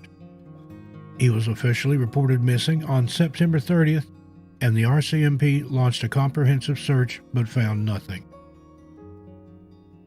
According to the RCMP, Bart had lunch or supper in camp since there was food found that was still in the crate. He had used his boat and paddled it down the lake from camp. It was found around half a mile out. Mounties thought that Bart might have hiked to the highway and with deteriorating weather called it a day. Dib Williams, a friend of Bart's in Whitehorse, was dissatisfied with the RCMP's efforts and got his pilot friend Wayne Curry to fly them to the camp. The friends found that his tent had been knocked down, either by wind or animals, but his equipment was still there. They searched the area around the tent and found his backpack, bear spray, a knife, and a VHF radio. Dib and Wayne got increasingly concerned as they didn't buy the story that Bart would have hiked out when he left such key equipment behind. On the second day of their search, they found his bow near the inflatable boat. About 60 yards back in the woods from the boat, the bow and arrows and a handmade buckskin quiver were found leaning up against a tree next to a dry bag full of gear. This was flat ground, which was next to a thicket of black spruce and willows. An experienced moose hunter would say it looked like the type of place an archer might set up if moose calling. A little further on, they found a camouflage face mask with blood and hair on it. At this point, they called the RCMP again. On October 3, the Mounties, Yukon conservation officers, and even civilian volunteers flew back to the area to begin a grid search. They only found bear and wolf tracks initially, but then a baseball cap was spotted, and then camouflage pants, a camera, part of a skull, and just a few small bones were all located. These items were all 60 meters or so from the bow and the spruce tree. Dental records matching the partial skull confirmed the remains did in fact belong to Bart. Most of his body was not recovered, and since there was grizzly excrement in the area, it fueled speculation that Bart had been unexpectedly killed and eaten by a bear. However, most of Bart's clothes were never found. Searchers were skeptical that a bear was at fault. First, there was no sign of a death struggle, no vegetation or ground disturbed. The remains were found in a little patch of sparse spruce lying on the moss, and if a bear killed him, this would be unusual, as they usually bury their kills in a cache, but there was no cache found in the area. Almost everyone who knew Bart believed he was simply too good a woodsman and stayed too alert while in the forest to have a bear surprise him. And if one had, it's even harder to imagine the animal killing him without leaving signs of a struggle on a site covered with soft, easily disturbed moss. The Vancouver pathologist who examined Bart's remains also found no tooth punctures in his skull and no scratch marks.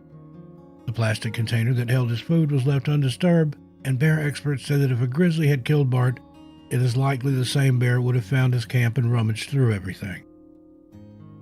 Most people agree that the circumstances of Bart's disappearance are very strange, even if they disagree about the cause. Brigitte Parker, a spokeswoman for the Mounties and Whitehorse, said that Bart's case remains open, but the organization leans toward the idea that he was attacked and killed by a bear. There's no foul play suspected, she said. Everything at the scene suggested a bear attack and did not suggest foul play. Bart's exact cause of death remains unknown.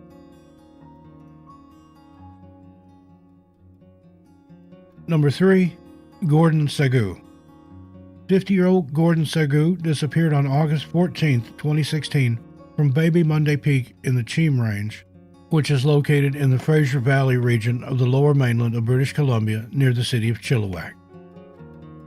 Gordon was hiking to Baby Monday Peak with 2 friends on Sunday, August 14, 2016.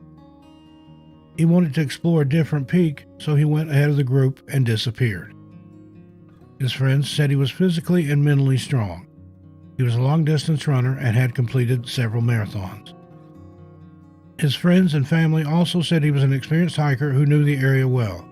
Search and rescue crews were first called out on the night of August 14th to look for Gordon in the Chilliwack River Valley. He was last seen near Baby Monday Peak. A large search was organized with ground teams, helicopters, drones, and police dogs. The crews thoroughly searched the area but did not find a trace of Gordon. His family had returned to the mountain daily, assisting in the searches. North Shore Search and Rescue even brought in a thermal imaging camera. After a week, on August 21, Chilliwack Search and Rescue recommended to the RCMP that the search be called off. They said, after consulting with search and rescue managers from Kent Harrison SAR, Coquitlam SAR, and North Shore Rescue, the management team from Chilliwack SAR reviewed all aspects of the search operation on Sunday. A report was presented to the Chilliwack RCMP recommending the suspension of the search. Members of Gordon's family thanked the various search and rescue teams for their courageous and tireless efforts in a statement. However, they also vowed to continue the search privately via other channels. Sagoo's niece, Manpreet Gill, said, "This has been one of the most agonizing and challenging times our family has ever gone through. Nothing has been harder than returning home each day without him. He is strong, determined, resilient. There isn't a powerful enough word to describe my uncle." Gordon remains missing, and there have been no further updates. Number 2 and 1. Jonathan Jeté and Rachel Bagnall. 34-year-old Jonathan Jeté and 24-year-old Rachel Bagnall were last seen on September 4th, 2010. They disappeared from the Spetch Creek Forest Service Road that leads to Valentine Lake in British Columbia, Canada. Rachel was studying to become a physician and was planning a trip to Colombia, where she would be working for a year in underprivileged communities. She had been hiking since the age of 5. Jonathan worked for the government in Quebec and was an avid climber. The couple were planning to enjoy their last few days together by hiking and visiting Valentine Lake near Pemberton before Rachel was to move abroad. According to bank records, the couple visited Tim Hortons in Squamish on September 4th, where they purchased a coffee and a hot chocolate at 7:42 a.m. From there, they traveled through Whistler, Pemberton, and towards Birken before parking on the Spetch Creek Forest Service Road and presumably taking the trail that would lead them to Valentine Lake, about a 5-hour hike. It was Rachel's sister, Elizabeth, who notified authorities that something was amiss on September 8 when the couple hadn't returned to Vancouver as expected on the 6th. Jonathan's 4-door Toyota Echo was found by authorities on the service road almost immediately. They recovered the empty cups from Tim Hortons coffee shop from the car, as well as a cell phone. The records showed that Jonathan hadn't made any calls after September 3rd. Nothing else noteworthy was found in the area around the vehicle. A full search and rescue operation was launched. the RCMP climbing team was sent to rappel down and search. Rescue dogs and cadaver dogs were brought in. No trace of the couple was found. The official search was called off in October, more than a month after the couple were first reported missing. Police were provided with a tip that a witness saw smoke in the area above Peg Creek during the days that the couple would have been camping. Unfortunately, nothing was discovered. A couple months later, in December of 2010, another witness in Mount Curry reported some unusual bird activity. After the long wait for the snow to melt, police met the witness on the ground and mapped out the area where the bird activity had been observed.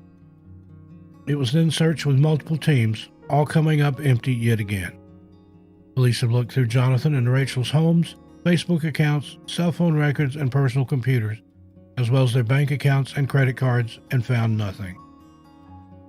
Although a few new pieces of evidence have surfaced, like some nail clippers which were DNA tested and the discovery of an old fire pit near the Peg Creek area, these leads have proven to be dead ends.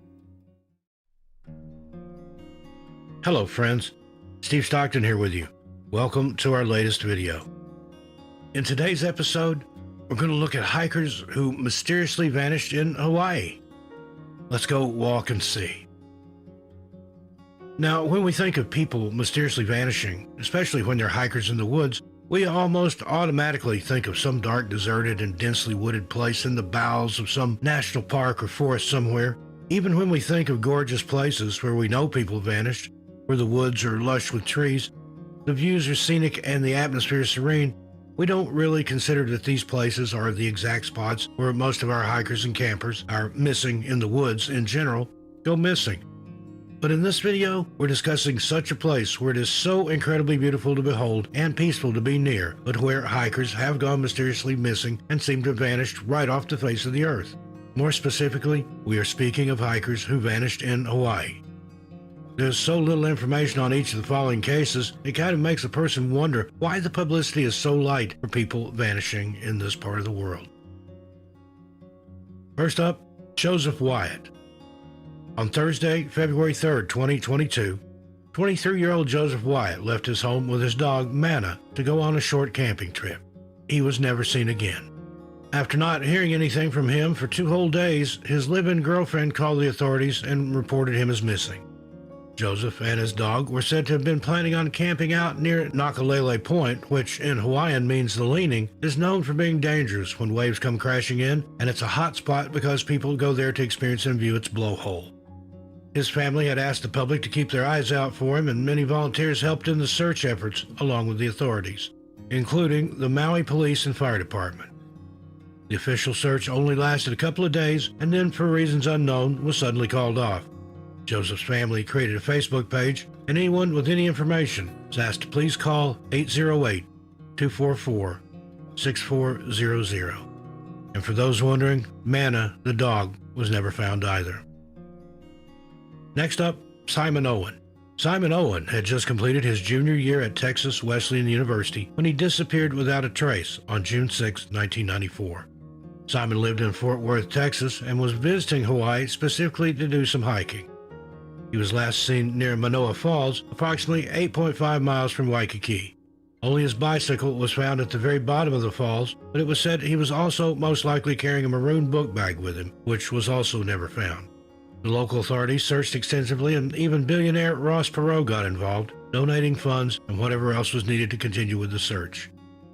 Despite all this, and also the help of dozens of volunteers, no trace of Simon was ever found. At the time of his disappearance, he was working in a restaurant in Waikiki in Hawaii. The police have maintained that foul play is not suspected in the disappearance, and have given the alternate theory that perhaps Simon had accidentally fallen into some deep valley pocket where he would never be found or seen alive again. By all accounts, Simon Owen was simply taking some time off from his studies and trying to hike the beautiful and scenic areas of Hawaii's popular tourist and hiking spots. He didn't seem to have gone off the beaten trail, so what could have possibly happened to him? Simon was born October 9, 1972, and at the time of his disappearance, he was 22 years old. Now, in 2022, he would be 50 years old. He was 6 feet tall and weighed 155 pounds. Simon has brown hair, brown eyes, and a tattoo of what's described as an encircled fish, on his right ankle, along with some scars on the back of his neck, his right hip, and his right shoulder. If you have any information on what may have happened to Simon Owen all those years ago, please contact the Honolulu Police Department at 808-529-3394. Next up, Moses Gardner. On Sunday, May 8, 2022, a 50-year-old man named Moses Gardner went missing while hiking in the Kokes near Miloli Ridge. Moses is a Lauai resident, and there's absolutely no other information available on this case. This is why we're bringing these cases to you folks. Shouldn't there at least be a little bit more information available to the public about these random men, these hikers, who all seem to have vanished without a trace somewhere in Hawaii? Yet there's nothing but a paragraph each, 2 if we're lucky. And to us, that's a tragedy in and of itself. What's going on over there in the Aloha state? Aloha means both hello and goodbye, and it seems these people who have randomly disappeared experience both of these things. Anywhere else in the world, at least as far as what we've covered here, there's at least a few pages of information and more than one source. But here, there's nothing. And again, that's very concerning to us. Here's another hiker gone missing in this beautiful, scenic, almost paradise-like state. Thomas Lockhart. A 61-year-old California native named Thomas Lockhart went missing on May 1st, 2022, when at approximately 6:30 in the evening Hawaii time, he went out for a jog in the Pipawa Trails, which is located in the Haleakala National Park. He was last seen, though it's unknown by whom, before his jog where he was staying at the Kipahulu Valley Farm, and was reported as missing by his family the next day, May 2nd, when he never returned and no one heard anything from him since he left. Search efforts started immediately and were suspended overnight, only to be continued the next day, Tuesday, May 3rd, but to no avail. His family traveled from California to Hana to help in the search for him and pleaded with the public to share any video they might have facing the road in Hana if they saw anyone who was matching Thomas's description. At the time of his disappearance, Thomas Lockhart is said to have weighed approximately 165 pounds and stood 6 feet tall. He had graying brown hair. Anyone with any information or any of the above-mentioned video evidence is asked to send it via email to the family at findtomlockhart@gmail.com, or you can call 325-261-3189. Next, Kyle Britton. On August 30th, 2019, 27-year-old Kyle Britton was visiting the forests of Waipio Valley in Hawaii. He told friends he was going to be hiking the Waipio Valley Z Trail, but that he wasn't going to be hiking the entire trail that day. Kyle had been hiking since he was a small child and was considered to be an experienced hiker by everyone who knew him. Waipio Valley is a valley located in the Hamakua district of the Big Island of Hawaii. Waipio means curved water in the Hawaiian language. The Z Trail, nicknamed because of the route's zigzag shape, climbs 1,200 feet to the top of a ridge before descending into the Waimanu Valley. The first 3/4 of a mile is very strenuous switchbacks, and near the top there's a lookout or the great view of the Waipio Valley. This is a trail that you absolutely should not attempt if you're a novice hiker. Once you reach the top of the ridge, it's another 8 miles of hiking through gorges and over hills to reach Waimanu Valley. Hikers are warned not to attempt to do this hike in a single day, as you need to cross 13 streams along the way. It is also not advised during the rainy season, where large amounts of mud and swollen streams make the trek even more dangerous. The descent into Waimanu can be extremely difficult and treacherous. Kyle's father, Stephen Britton, explained that there was another hiker who came forward and claimed to have last seen his son near a bathroom at the Waipio Valley Overlook at around 6 p.m. the day he disappeared. Stephen said, he asked where the bathroom was and said, "Hey, have a good day." And that was the last time. After 24 days of extensive searches but no clues or leads, on September 22nd, 2019, Kyle's family made the heartbreaking decision to call off the search for him. His cell phone last pinged at the top of the Z Trail, and this was most likely a lucky break as cell phone service is extremely bad in that particular area of the Waipio Valley. Stephen Britton said of his cell phone records, "Some of this data is open to interpretation, especially when only one cell phone tower is involved. No triangulation is possible with only one cell tower. There are degrees of reliability and probability involved. The farther you get from the one tower, the less reliable the data is." Kyle's brothers Kate and Sean were involved in helping to analyze the cell phone data, but it still led nowhere, and Kyle Britton has never been seen or heard from again. At the time of his disappearance, he was said to be of a slim build with black hair, brown eyes, and fair skin. He stood 5 feet 10 inches tall, and on the day of his final hike, he was wearing a black backpack which had a T-Mobile logo on it. His car was recovered after it was found parked at the top of the YPO lookout. There were no further clues or evidence in the vehicle, and this case remains open to this day. Next, Kiara Henry. On July 21, 2019, the 23-year-old Kiara Henry went missing while taking a vacation in Maui for just a few days, though it's unknown what she was doing there specifically except taking a short trip. Another California native, Kiara was from San Diego and was in Hawaii staying at a hotel in Kihei for a brief vacation. She was last seen at a Hertz rental car company at approximately 2 p.m. on the 21st. The vehicle she rented was found 2 days later, July 23rd, in a gravel parking lot at Waianapanapa State Park. All of her luggage, her credit card, and her license were still in the car. Kiara's backpack, which she had with her when she was last seen, and the key to the car were missing and have never been found. After checking the mileage on the car, it seems as though she drove directly to the park where the vehicle was found from the Hertz location where she rented it. She's seen on CCTV footage at the rental company, but this is the last time anyone is known to have seen her alive. She never boarded her flight home on the 29th, and her family continues to make frequent trips to the island, despite there being no clues or leads as to what could have happened to this young woman who was always in touch with her family. They say they will never give up the search, and they know something is wrong because Kiara would never be out of touch for this long. Kiara is around 5'2" to 5'3" inches tall and is enrolled as a member of the Sakuan band of the Kumeyae Nation. Kiara has brown hair and brown eyes and has both her ears and nose pierced, although she was not known to be wearing any of her nose jewelry at the time of her disappearance. On her upper right arm, she has a tattoo of sunflowers and praying hands above her right elbow. And finally, we have Jeffrey Zoltowski. 23-year-old Michigan resident and Wayne University student Jeffrey Zoltowski went missing on March 31, 1993, while hiking into Wailau Valley on Molokai in Hawaii. When his feet became blistered from walking so much during the hike, he managed to flag down a helicopter that belonged to the Department of Land and Natural Resources because he didn't feel as though he would be able to make it back home on his own. Unfortunately, according to the pilot, he did not see this as a, quote, life-threatening situation, unquote, and therefore made the demand that in order for him to help Jeffrey and fly him out of the area, the young man would have to cough up $600 right then and there. Obviously, Jeffrey was not carrying this kind of cash with him while on a hike and begged the pilot to help him. The pilot turned him away and left him there to fend for himself. The pilot did take Jeffrey's backpack for him, saying he figured it would help him get back easier than if he had to carry it with him. He took the pack to the DLNR service yard, where it was later recovered by authorities.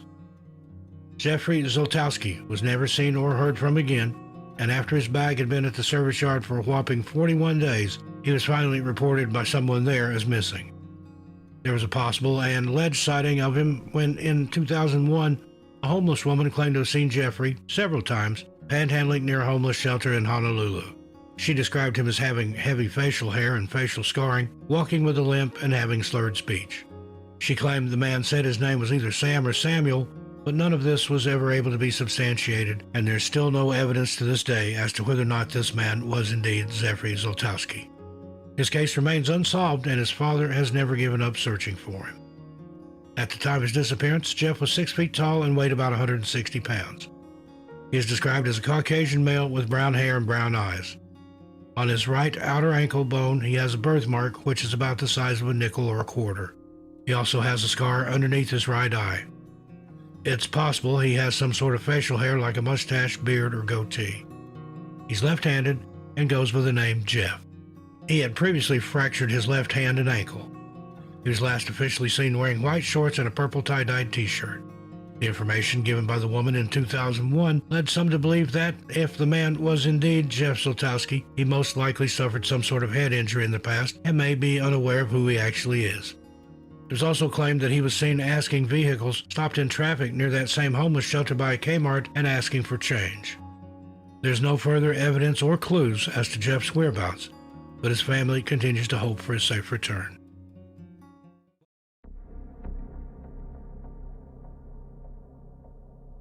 Hello friends, and welcome to another episode. In this video, we bring you 15 strange disappearances from Yosemite National Park in California. Yosemite is America's second most visited national park, receiving 4 to 5 million visitors per year, behind only the Great Smoky Mountains National Park, which averages around 12 million visitors per year. Yosemite is a glorious wilderness, best known for its waterfalls, but within its nearly 1,200 square miles, you can find deep valleys, grand meadows, ancient giant sequoias, and so much more. People come here to hike, to climb, to just enjoy nature. However, there is a dark side to Yosemite. On average, Yosemite has the highest number of reported missing persons of any national park, with about 40 per year, or 1 for every 100,000 visitors. Here are just a few of what we consider to be the strangest disappearances. Peter Jackson. 74-year-old Peter Jackson is believed to have gone for a day hike from his campsite at White Wolf Campground, but he never returned. He had sent a text message to his son saying that he was on his way to the park on September 17, 2016. His vehicle was found at the campground, and camping fees were paid through September 21st of that year. An extensive search of the park, involving helicopters, dogs, and dozens of volunteers, turned up no indication of Peter's whereabouts. On October 2, 2016, the search for Peter was placed in continuous limited mode. In August of 2019, Peter's backpack was found in the Ackerson Meadow, Aspen Valley area on the west side of Yosemite National Park. Other than that, Peter has not been seen or heard from since his disappearance, and his case remains unsolved. Walther H. Reinhardt. 66-year-old Walther Reinhardt went missing on September 19, 2002.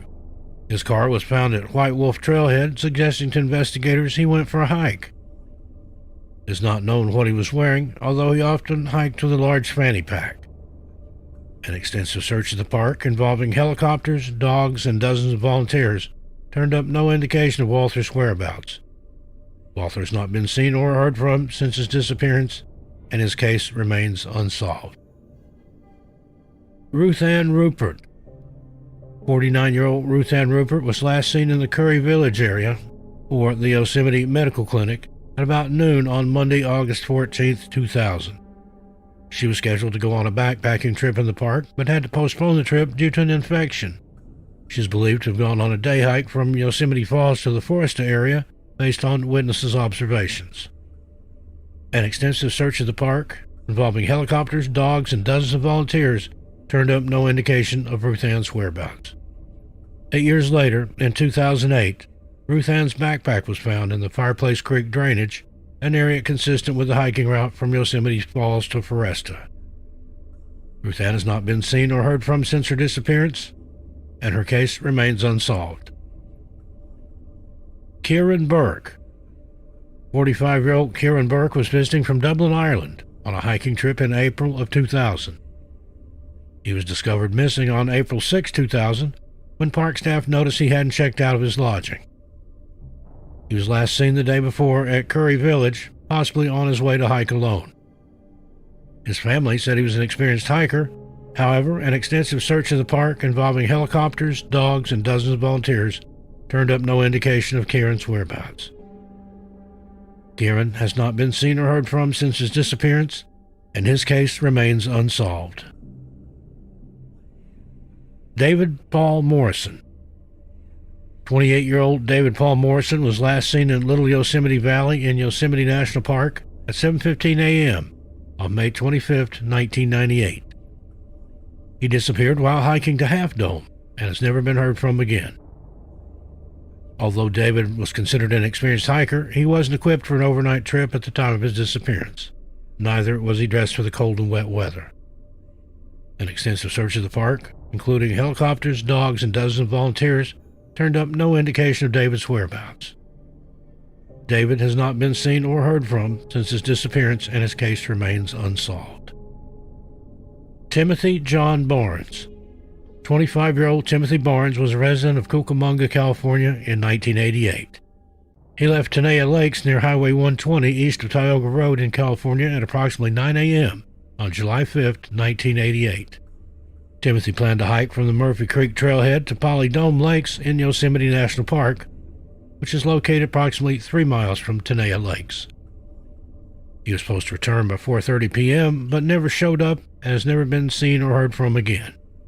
Timothy's friends report him as a missing person to Park Service Rangers the following morning. An extensive search of the area failed to produce any evidence as to his whereabouts, and Timothy was declared legally dead on July 19, 1990, 2 years after his disappearance. His remains have never been found. Stacy Anne Aerys. 14-year-old Stacy Aerys was last seen while visiting Yosemite National Park with her father and 6 others on July 27, 1981. The group reached a cluster of cabins designed for overnight stay at Sunrise High Sierra Camp, tied up their horses, and went indoors to freshen up. Stacy changed clothes and left the cabin, carrying her camera so she could photograph the lake. Stacy invited her father to join her, but he declined, and an elderly man from the group went with her instead. They went downhill towards the lake, and the rest of the group watched them from above. They saw Stacy's companions sit down. Stacy walked further on towards the lake, then went behind some trees and disappeared from sight. After a few minutes, when she didn't return, the other members of the group went to look for her. An extensive search of the park involving helicopters, dogs, and dozens of volunteers turned up no indication of Stacy's whereabouts. The only trace ever found of her was the lens cap from her camera around the tree line area where she was last seen. Stacy has not been seen or heard from since her disappearance, and her case remains unsolved. Decran Najarian. 20-year-old Decran Najarian was last seen at Camp Curry Village in Yosemite National Park in California on July 24, 1972. He asked the registration desk attendant how to get to Half Dome and has never been seen or heard from again. At the time of his disappearance, he was a medical student at Cambridge University in England. He was vacationing in the U.S. with plans to visit Florida after his stay at Yosemite.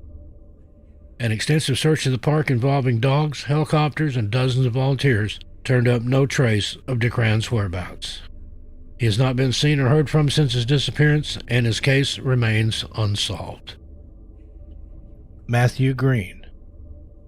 39-year-old Matthew Green was last heard from on July 16, 2013, when he called his parents and an automotive repair shop to check on progress and exchange text messages with friends. Matthew was a high school mathematics teacher in Nazareth, Pennsylvania, and lived in Bethlehem, and was a very experienced hiker and outdoorsman. Matthew arrived in the area of the eastern Sierra Mountains in Yosemite National Park on June 27, 2013, to climb with friends. But when his Subaru car broke down, they continued on while he stayed behind at a campground called Shady Rest near Mammoth Lake to wait for repairs. The last contact was on July 16, when he called his parents and the car repair shop to check on progress and exchange text messages with some of his friends. At the campsite, authorities found some of his gear missing and a guidebook with pages torn out of it. Friends said he often tore out the pages for hikes he wanted to go on, and when he completed them, he would put them back in his book. In this case, the pages were from the Minarat area, including Mount Ritter and Mount Banner, but Green didn't sign his name on either summit's log. His friends returned to the campsite on July 17th, and he was nowhere to be seen. They had discovered that his car had been repaired, but he never picked it up, and he hadn't returned to the Shady Rest campground for over a week. The Mammoth Lake Police Department was informed. Several of Matthew's friends flew to California and canvassed bus drivers, store owners, librarians, and others in Mammoth Lakes, posted flyers at trailheads, checked summit registers, and spent several days in the backcountry looking for clues. The search has gone airborne, too, with a helicopter flying over the rugged terrain and one of Green's friends shooting high-resolution video from a private plane. California search and rescue personnel have also volunteered their time. Despite this extensive search, no trace of Matthew was found. Michael Fickery. 51-year-old Michael Fickery was reported missing when he did not return home from a 4-day hike. On June 15, 2005, Michael, an avid, experienced hiker and backpacker, visited the north side of the Hetch Hetchy Reservoir in Yosemite National Park for a solo hike. He had planned this hike to take him to Rancheria Falls, Telltale Mountain, Lake Vernon, and then through Beehive before returning back to the Hetch Hetchy Reservoir.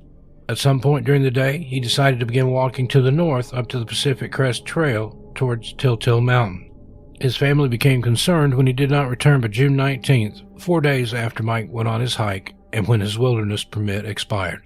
On June 21st, they called the Park Service and an intensive search of the area around the reservoir and Pacific Crest Trail was launched. However, all that was found was a backpack near Telltale Mountain just off the trail, containing a topographical map, a camera, and a bottle of water. The search and rescue operation involved personnel from 5 counties with aircraft and tracker dogs. Apart from the pack, nothing else was found. Nearly 15 years later, Michael remains missing. George Pinka. 30-year-old George Pinka disappeared on July 17, 2011, while hiking at the Upper Yosemite Falls in Yosemite National Park. George was from Hawthorne, California, and was visiting the national park with his church group of 80 people, of which around 20 people were walking the Upper Yosemite Fall Trail that day. The group separated at the top, with the hikers going back down at their own pace. George likely fell behind the main group. George's friends assumed he had hiked back to the Yosemite Valley floor earlier and didn't report him missing until 9 p.m. George completely vanished off the trail. He was last seen wearing gray sweatpants with white stripes, a black t-shirt that says D&B across the chest, or a black tank top and gray-blue running shoes. He was carrying a blue cloth bag and some limited food and water. Initial search efforts began that same evening, and a full-scale search and rescue operation was initiated on Saturday morning, June 18th. Around 105 search and rescue personnel from around the state were deployed, along with helicopters and 6 search dogs, including Yosemite National Park Search and Rescue, Inyo County, Mono County, Mariposa County, Marin County, Fresno County, Tuolumne County, China Lake, Los Angeles County, Nevada County, Sierra Madre, Yosemite Search and Rescue dog teams, Sequoia and Kings Canyon National Parks, and California Explorer Search and Rescue. On June 23, 2011, search efforts transitioned to a limited continuous search. After nearly 1 week of extensive searching, park rangers did not find any clues as to George's whereabouts. In nearly 9 years since George vanished, none of his belongings have turned up and George remains missing. Joel Thomason. 31-year-old Joel Thomason went on a solo hike in Yosemite National Park, telling friends of his plans to hike from Hetch Hetchy to then fish in Lake Elsinore and then return to Hetch Hetchy. He began on the 6th of September 2021 and was due back on the 9th. Joel is described as a white male standing 5 feet 10 inches tall with hazel eyes and brown hair worn buzzed short. Park officials noted that he may have decided to stay out longer and extend his trip to Cherry Lake to the north or east as far as the Grand Canyon of the Tuolumne River. Park officials are asking all wilderness travels north of Tioga Road and between Cherry Lake and Tuolumne Meadows to report possible sightings of him or any unattended or possibly abandoned equipment. They added that he was likely carrying the kayak packed in a large red pouch attached to the exterior of his backpack. His family provided this list of additional equipment he may have had with him, which includes a floppy boonie hat, a dark blue or gray hammock, large yellowish-tan keddy pack, U.S. Army steel cup dated 1918, camelback type red and black day pack, a black and yellow collapsible sink, a bright red inflatable kayak, a small collapsible stove in a black bag, a kayak paddle, a Petzl Zipka headlamp, a yellow bear can, a Garmin Tactics Delta Solar GPS watch, a bright green mummy-style sleeping bag, and a fishing pole with other fishing gear. He was wearing tan or blue zip-off pants. Richard Judd. Richard and a still unidentified hiking partner were camped near Lower Merced Pass Lake when they went on a day hike towards Lower Ottawa Lake and Red Peak Pass on Sunday, according to the National Park Service and the Madera County Sheriff's Office. They got separated from each other somewhere between Lower Merced Pass Lake and Lower Ottawa Lake. Lower Merced Pass Lake is about 15 miles from Happy Isle, the trailhead where people can start the Mist Trail and hike to the Half Dome cables. The hike from Lower Merced Pass Lake to Red Peak Pass is about 3.5 miles. A vehicle belonging to Judd or his hiking partner was parked at the Quartz Mountain Trailhead in the Sierra National Forest and outside Yosemite National Park, about 23 miles south of Lower Merced Pass Lake. Authorities described Richard as being 5 feet 11 inches tall, 150 pounds, with brown eyes, short gray hair, and a beard. He was last seen wearing a blue shirt and gray or blue pants. His last known location was in the Yosemite backcountry, about 15 miles from the popular Trailhead Junction at Happy Isle on the Merced River. Ralph Elliott. 51-year-old Ralph Elliott was last seen on April 22, 2021, after he left for a day hike in Yosemite National Park, California. Sadly, there's very little information about Ralph's case, but his story is still important, and it is important that we keep his case alive. According to the Fresno Bee newspaper, Ralph was intending to hike to the Yosemite Fall Overlook and Eagle Peak in the Yosemite National Park. Authorities are concerned for his well-being, and the Park Service are noted as saying that they believe he may be in a state of emotional distress and capable of harming himself. The Yosemite Park Service has declined to comment on why they believe that Ralph is in such a state of emotional distress, but they have asked anyone who comes into contact with him to bear this in mind. Ralph Elliott is described as a white male with a muscular build, 5 foot 8 inches tall, with blue eyes, a beard, and long graying hair. Sandra Johnson Hughes.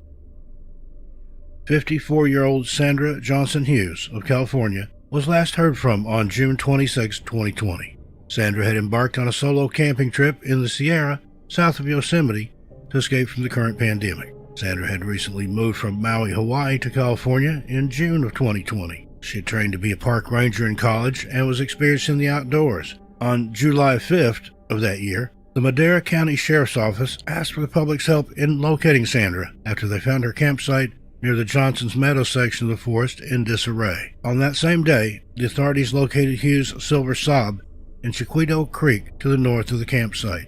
They said it appeared to have crashed into a tree at a speed of less than 20 miles per hour before rolling into the ravine. Hikers reported seeing Sandra on July 4, 2020, and said she was barefoot and had a bruise on her face.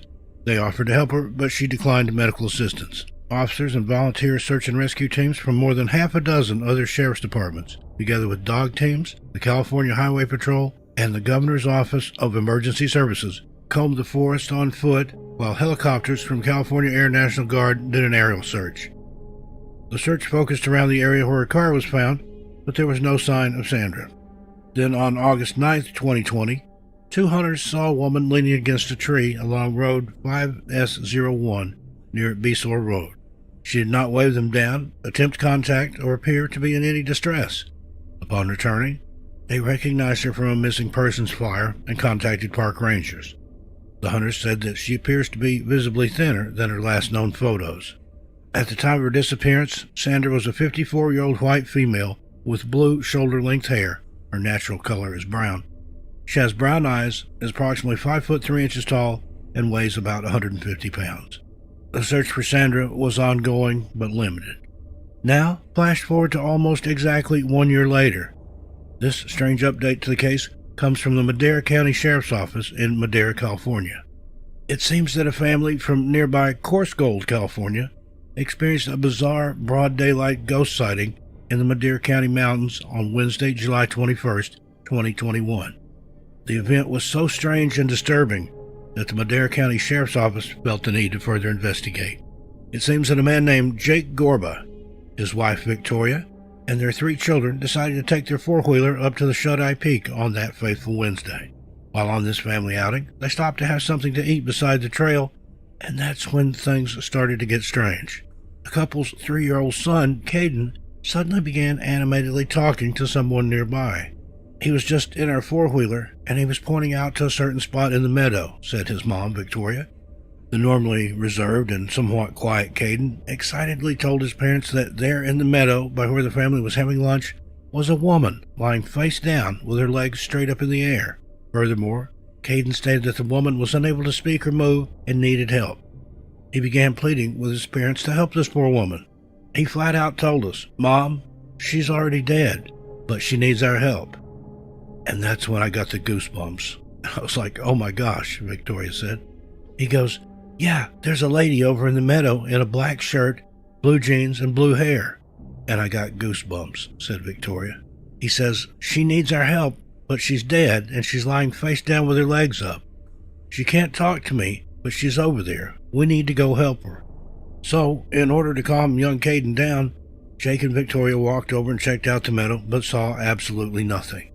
Caden continued to insist. He kept saying, trust me, Mom." And I was like, I trust you. I believe you 100%, said Victoria. Whatever young Caden was experiencing so unnerved and spooked the rest of the family that the other members of the family all unanimously agreed it's time to put an early end to their day of adventure and make the 35-mile drive back home to Korskold. After arriving home, the event still fresh in her mind, Victoria decided to post about the weird encounter on her Facebook profile. We put it on Facebook to see if anybody knew anything about this area, and come to find out, there was a lady missing with a description that he described to us within a 5-mile radius of where we were, said Victoria. Now, as viewers of this channel know from our previous episode number 7, Sandra Hughes had gone missing in that area in June of 2020. The encounter became even more chilling when, according to Victoria, 3-year-old Caden's highly detailed description of the woman he had seen in the meadow was identical to the description of Sandra Hughes as given by the local authorities. He was very adamant that we needed to help her, and he described her down to blue hair. He said she has a black shirt, blue jeans, and blue hair, Mom. That's the exact description of her when she went missing, said Victoria. Then Victoria went and searched online for Sandra Hughes and found some photographs that had been released as a part of the search effort the year prior. Victoria said she got goosebumps when Caden readily recognized 3 of the photos of Sandra, identifying her as the woman he had seen in the field. As fate would have it, Madera County Sheriff Corporal Chris Williams just happened to see the Facebook post and found it intriguing, to say the least. So much so that he contacted Caden's family to further investigate the chilling account. Victoria said the corporal in charge of her case actually reached out to us on Facebook and was like, "Hey, we want more information and we want to bring you guys back up there and see if you could point us in the right direction." Corporal Williams has been investigating the disappearance of Sandra Hughes since the beginning of the investigation. On the following Thursday, 2 Madera County Sheriff's deputies ventured back up to the meadow to investigate, with Jake and Caden coming along to point them in the right direction. Unfortunately, the deputies found nothing new by way of evidence, although the case remains open. If she was possibly a ghost looking for some help, I hope that he could have at least helped and maybe helped the family find her, because it's been a long time apparently since she's been gone, Victoria said. The 4-wheeler that Caden and his family used while traveling in the mountains has now been nicknamed the Ghost Runner, and incidentally is also for sale. It's not believed that the spooky encounter is the reason they put the vehicle up for sale, as the family says they will continue to go adventuring in the Madera Mountains, but do admit there are a few spots now which they aren't anxious to visit again anytime soon, if at all. Local news reporters in the area reached out to the Madera County Sheriff's Office, who did confirm that they received a report of a possible sighting of some sort, and they did go out to the location to search for any additional leads or information. Hello friends, welcome to our latest video. Today we're going to be talking about missing hikers who were found years later. Join us. Now, in the world of the missing, many times the family of the victims never get any answers. And sometimes the answers they get haunt them for the rest of their days. There are times, though, when the answers suddenly appear, years later, as if out of clear blue sky. Here are just some of those cases where a loved one went for a hike or a walk and seemed to vanish right off the face of the earth, only to leave behind no clue as to where they may have gone. Years later, however, suddenly there were answers. Someone else walking along somewhere in the woods came across something horrifying: human remains. First case, Rudy Motor. Skeletal remains found on the west side of the Rocky Mountain National Park are believed to be those of a man who disappeared 38 years ago. On February 13, 1983, 38-year-old Rudy Motor departed the Zimmerman Lake Trailhead on Colorado Highway 17 near Cameron Pass for a 2 to 3 night ski mountaineering trip over Thunder Pass and into Rocky Mountain National Park. Rudy was originally from West Germany, but was currently living in Fort Collins at the time of his disappearance. He was described as an experienced winter mountaineer and was said to be very knowledgeable of the trails he somehow ended up lost on. This is what made it all the more baffling, when on February 19th, 6 days after he'd initially set out on a 3-night trip over Thunder Pass and into Rocky Mountain National Park, he was said to be overdue by his roommate, who immediately reported him as missing to the proper authorities. Further investigation and search operations started the very next day, early in the morning on the 20th. Over a foot of snow fell in the Never Summer Mountains on February 19th, hampering search efforts in finding tracks and other clues. A food cache belonging to Motor was found at the mouth of Box Canyon in the northwest corner of the park. A snow cave with Motor's sleeping bag and other gear and items was found near the food cache. These were the only major clues discovered during the 4-day extensive search. Because Rudy's point last seen was outside of Rocky Mountain National Park at the Zimmerman Lake trailhead, the extensive search efforts were coordinated with Larimer County Search and Rescue and Rocky Mountain National Park Search and Rescue teams. Search efforts occurred mainly in the Box Canyon and Skeleton Gulch areas, including Mount Richtofen. This included ground searches on skis and snowshoes, as well as aerial search operations. There was even an avalanche dog and his handler there to bring a more professional focus to the avalanche terrain in the area. The extensive search efforts continued for 4 days and ended on February 23rd. However, there were numerous search efforts by ground and air that occurred later that spring and summer. In the decades following Rudy Motor's disappearance, search efforts continued periodically by Rocky Mountain National Park staff and Larimer County Search and Rescue teams. In mid-August of 2020, skeletal remains were discovered by a hiker in the Skeleton Gulch area near avalanche debris. The area where the remains were found were part of the initial search area. An investigation was initially conducted, but it seems the rangers and authorities involved got a bit sidetracked, and their priorities shifted to the Cameron Peak fire closing the area, followed by the East Troublesome fire.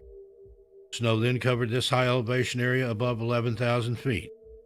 In the summer of 2021, park rangers further searched the scene and found skis, poles, and boots, along with the remains of personal items believed to belong to Rudy Motor. The FBI Evidence Response Team assisted park rangers with the recovery of the remains. The Grand County Coroner's Office attempted to confirm identification through dental records. However, the results were inconclusive. Officials have worked extensively with the German government for repatriation of the remains, family notification, and dental record analysis. The discovery and recovery of Rudy Motor's remains closes out a nearly 4-decade-long cold case at Rocky Mountain National Park. Next, we have Rachel Lacoduc.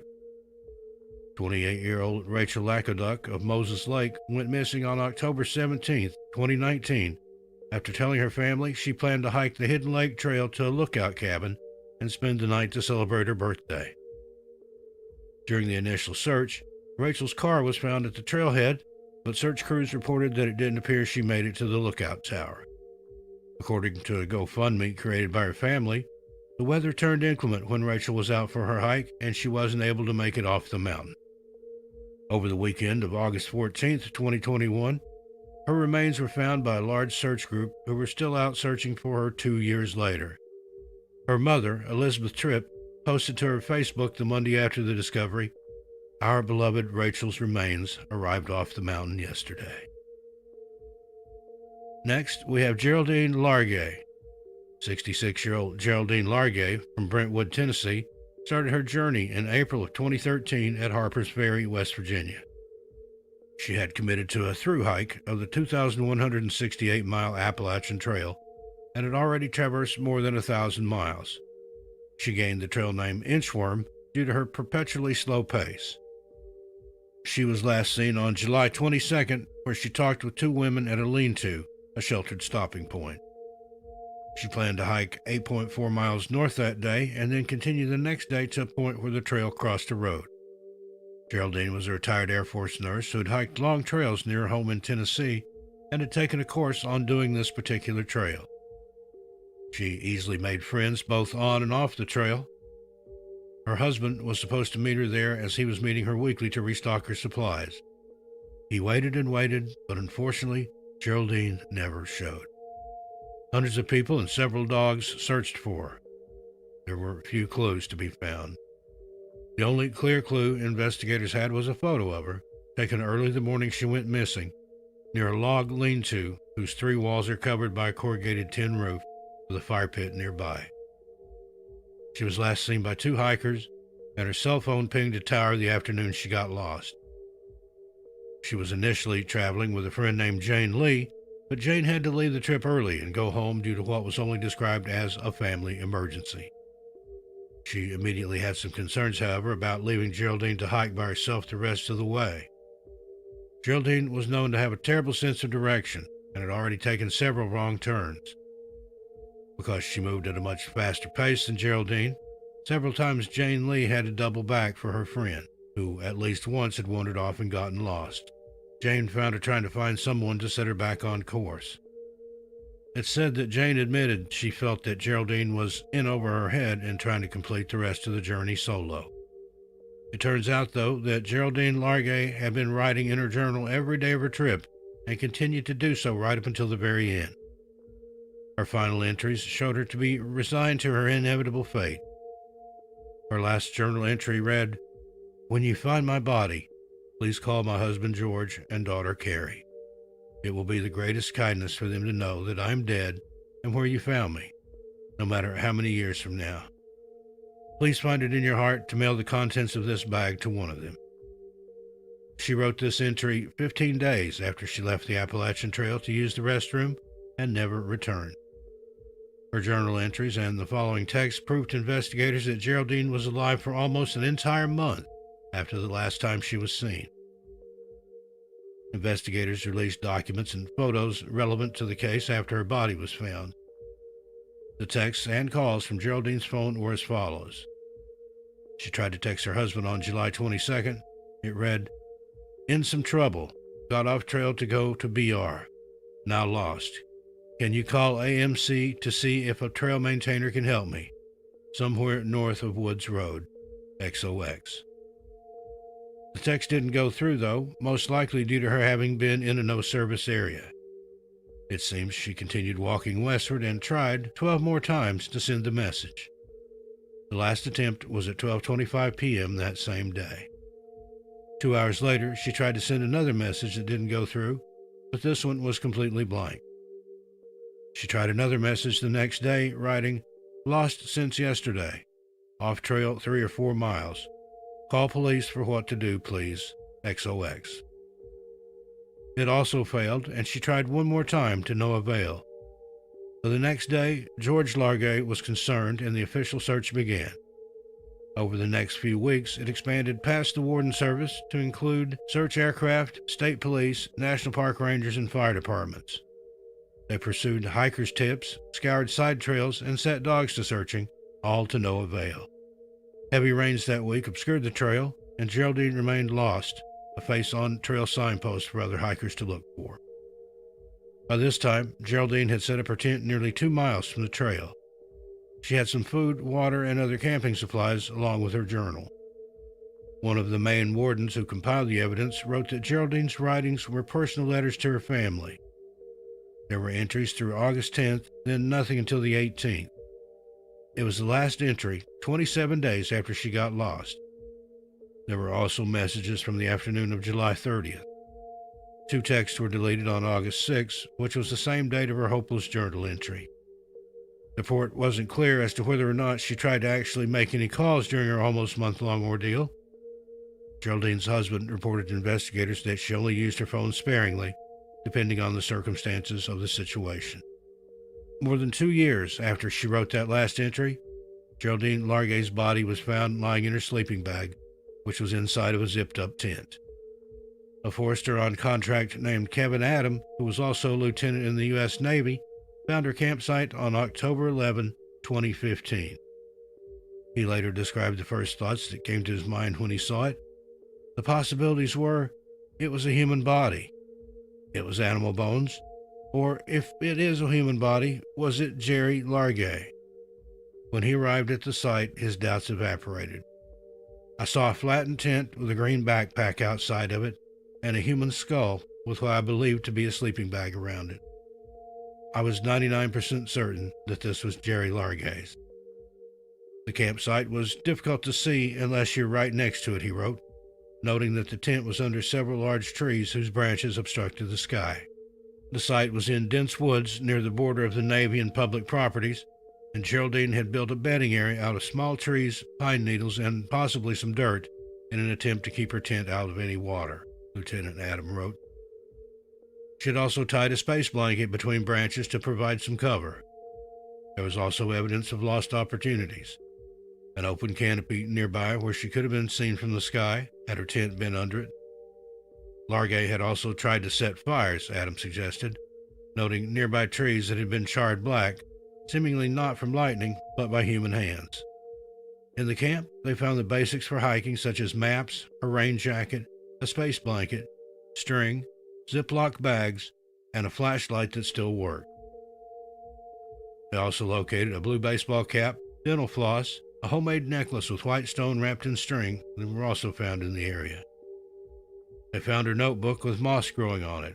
It was titled, "George, please read, XOXO."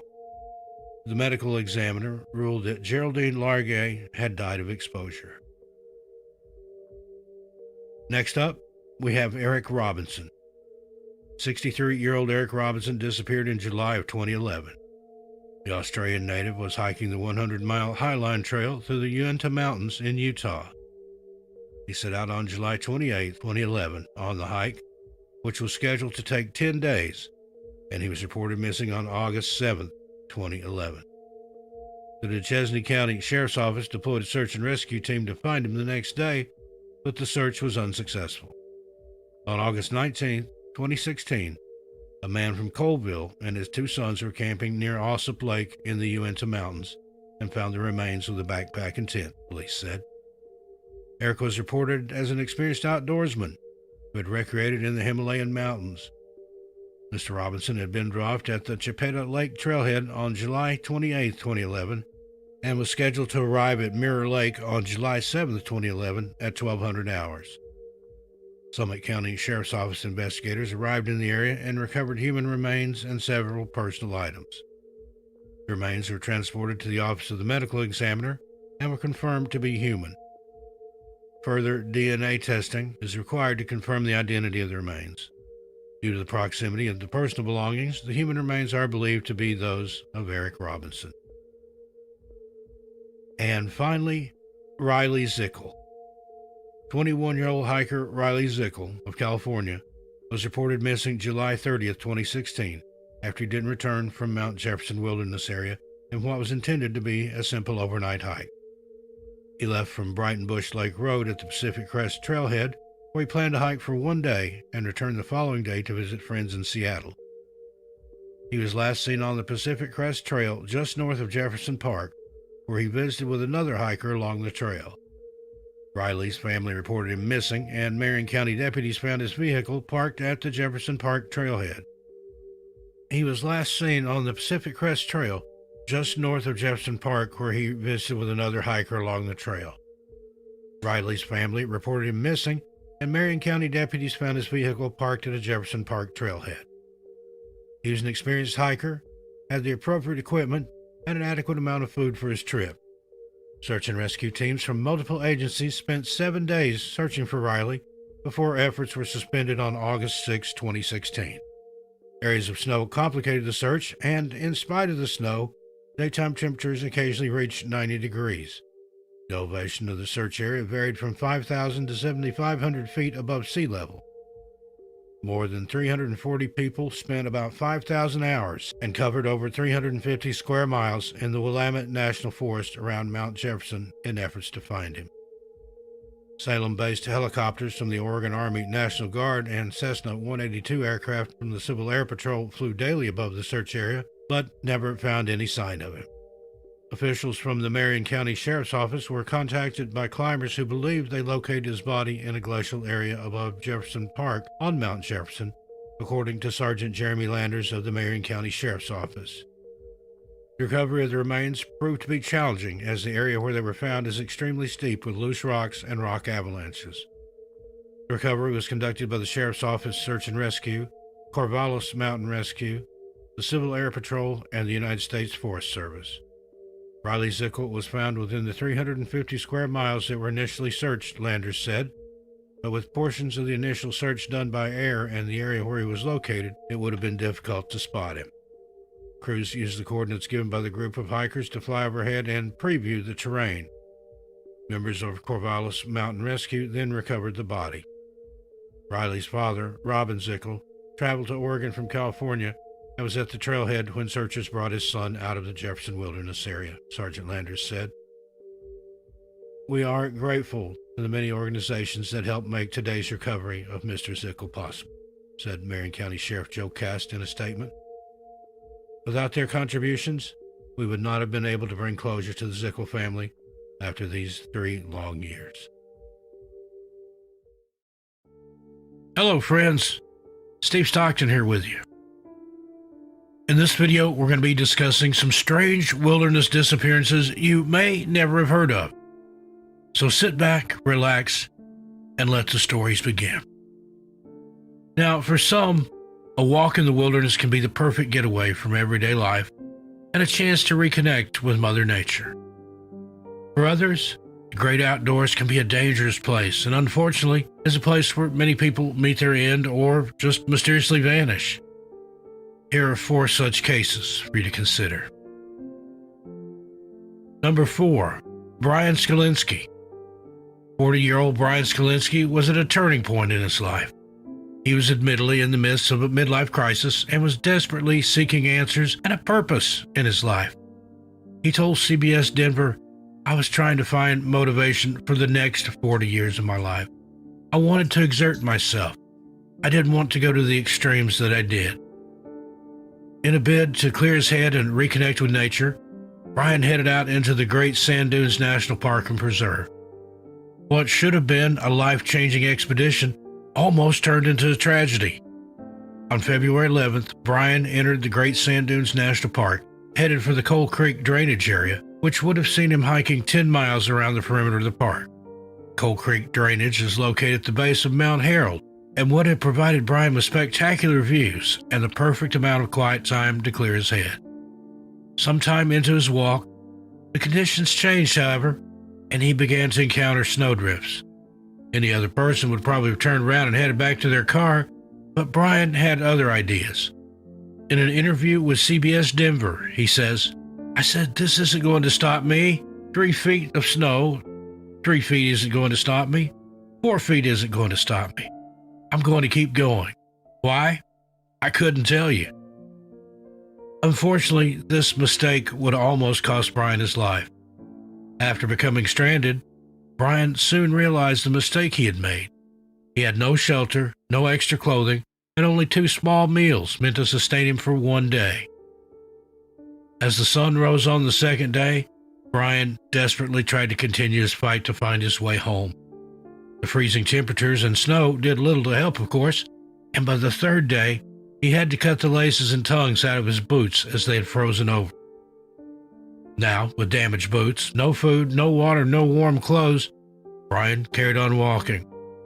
To make matters worse, Brian had gotten lost and had found himself on the sand dunes. His absence hadn't gone unnoticed, though, and by the 5th day of him being missing, rangers from the park noticed that his car had been parked there an unusually long time. After failing to make contact with the owner, they set about looking for him. Park rangers, along with volunteers, horse and aerial units, began scanning the park, looking for any sign of the missing man, but there was nothing to be seen. Sniffer dogs were even brought in, and while his footprints and scent were found, Brian wasn't. As the 5th day was drawing to a close, the outlook was looking very bleak for Brian, and his chance of survival was growing slimmer and slimmer by the minute. Then, a miracle happened. He told CBS Denver, "I'd given up on my mission to the stars.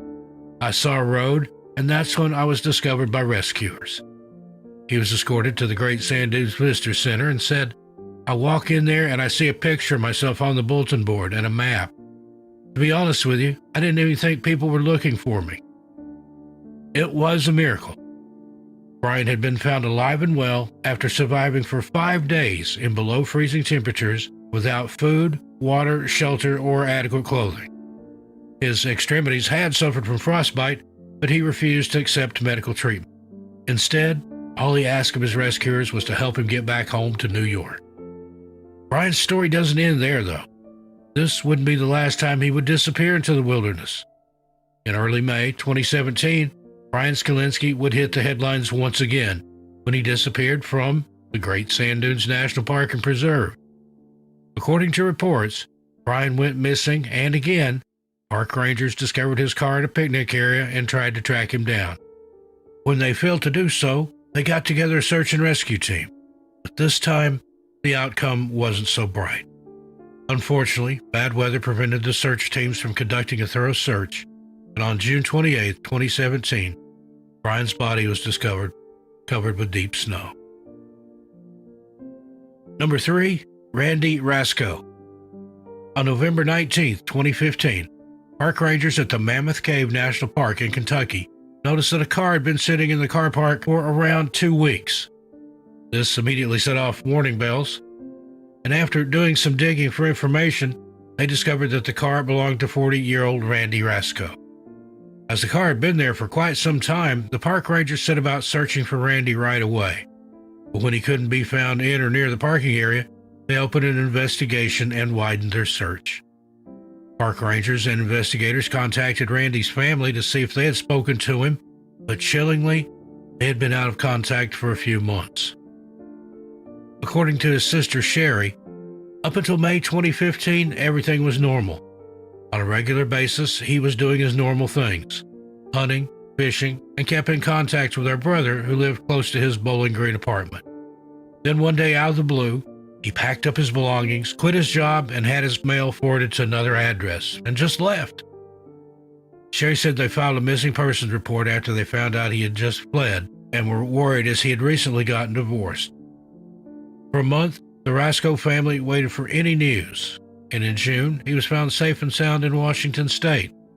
Randy made it clear that he didn't want to speak to his family at that time and wanted to be alone.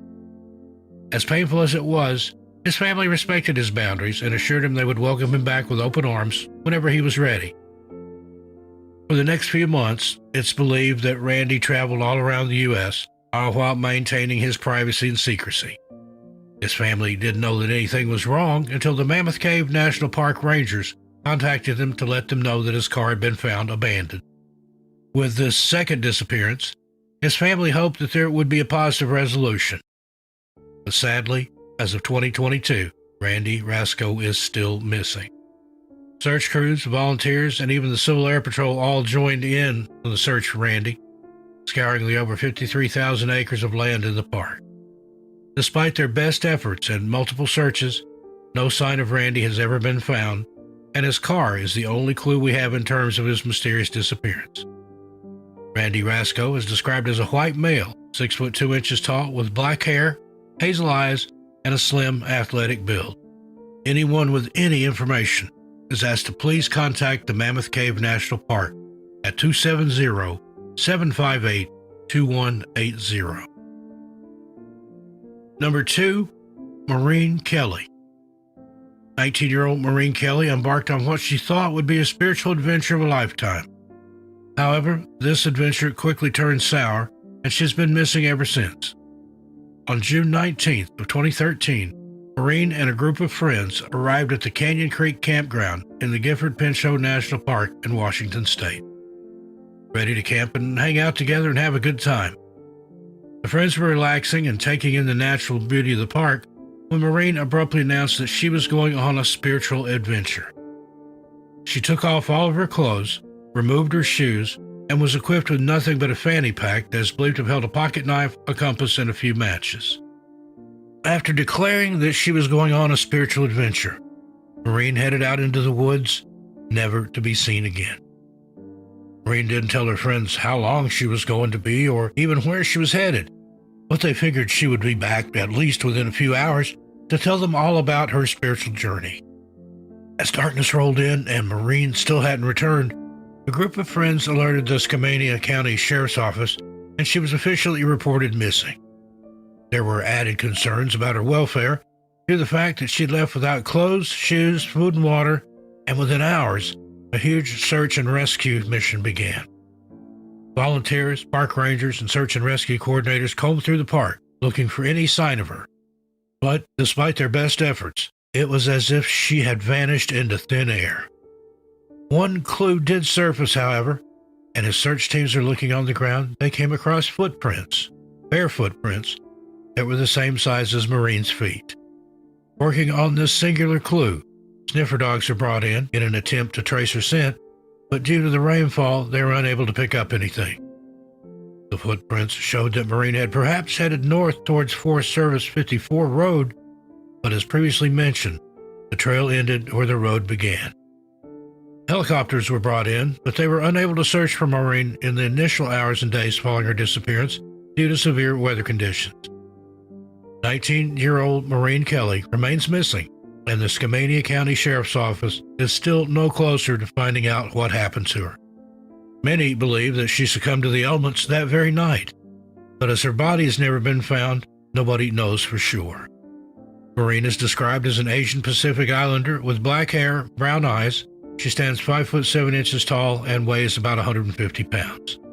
Anyone with any information is asked to please contact the Skamania County Sheriff's Office at 509-427-9490 and reference case number 13-04081. Number 1, Kat Hamontre. On April 11, 2019, 68-year-old Kat Hamontre, her dog Tootsie, her husband, her daughter, and a group of other hikers set off into the San Felipe Desert in Baja California, Mexico. The group were either headed for or near the Diablo Canyon, when tragedy struck. In this community, we know all about places with devil in the name. According to the Seattle Times, Kate had lived in Mexico for the past 20 years and would often make the trip to Seattle, Washington to visit her friends and family. The details surrounding Kat's disappearance are sparse, but here is what we do know.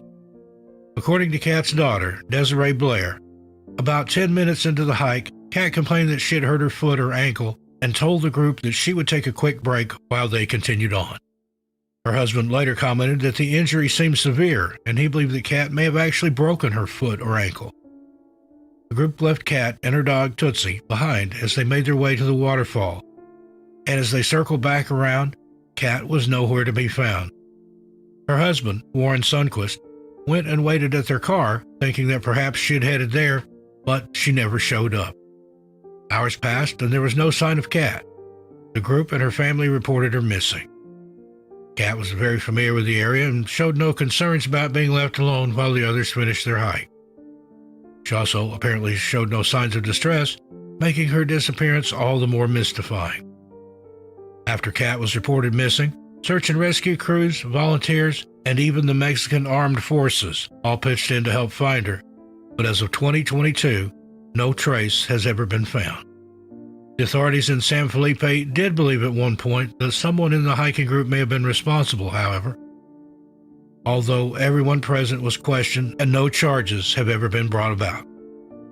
One theory suggests that Kat perhaps stumbled across cartel activity and that she was taken out for what she saw. Another theory is that Kat was attacked by a wild animal, but the first attending officers noted that the scene was devoid of any signs of a struggle and there was no blood. As of this recording, in March of 2022, Kat Hamontre and her dog Tootsie remain missing, and her family are desperate for answers. Anyone with any information is asked to contact the San Felipe Police Department at 686-577-1134. Hello friends, Steve Stockton here with you. Welcome to our latest video. In this episode, we bring you number 2 in our Strange Wilderness Disappearances series. We've assembled 5 more of the strangest wilderness disappearances that we could find. Join us.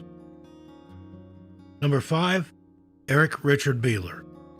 Pam and Eric Beeler were described as a couple that were almost fused together, choosing to live their lives almost as one. The pair had met in 1989, and by 1990, the two had gotten married. Eric and Pam dreamed of living a more remote and rural lifestyle and decided to pack up their things and spend their time traveling through the U.S. looking for the perfect hideaway from the outside world. Eric worked as an artist, creating beautiful posters and pieces, while Pam had recently lost her mother to cancer and had previously devoted all of her time to her care. After getting married, Pam and Eric moved to a quiet part of Vermont, but this was far from the isolation they had been craving. After pondering where to go next, Eric and Pam finally settled on the shore of Lisiansky Inlet, close to the small Alaskan village of Pelican. This inlet meant they were almost completely cut off from the outside world, save for a small boat that would take them into the village. Eric and Pam thrived in their new environment, creating water collection systems and living off the land as much as they could. Those in Pelican who knew Pam and Eric described them as happy and warm, and the pair would regularly travel to Pelican for art and music events. When these events weren't happening, it wasn't uncommon for weeks to go by without the couple venturing into town, but the townsfolk had grown to realize that Pam and Eric were more than capable of taking care of themselves.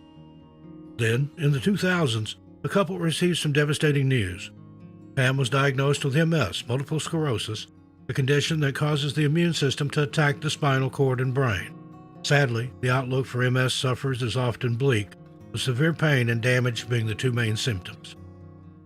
In 2022, treatments for MS sufferers are much better than they were in the 2000s, although research into the condition still has a long way to go.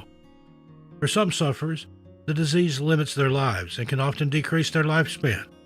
Pam and Eric knew that the outlook of this diagnosis was bleak and began to retreat into themselves even further.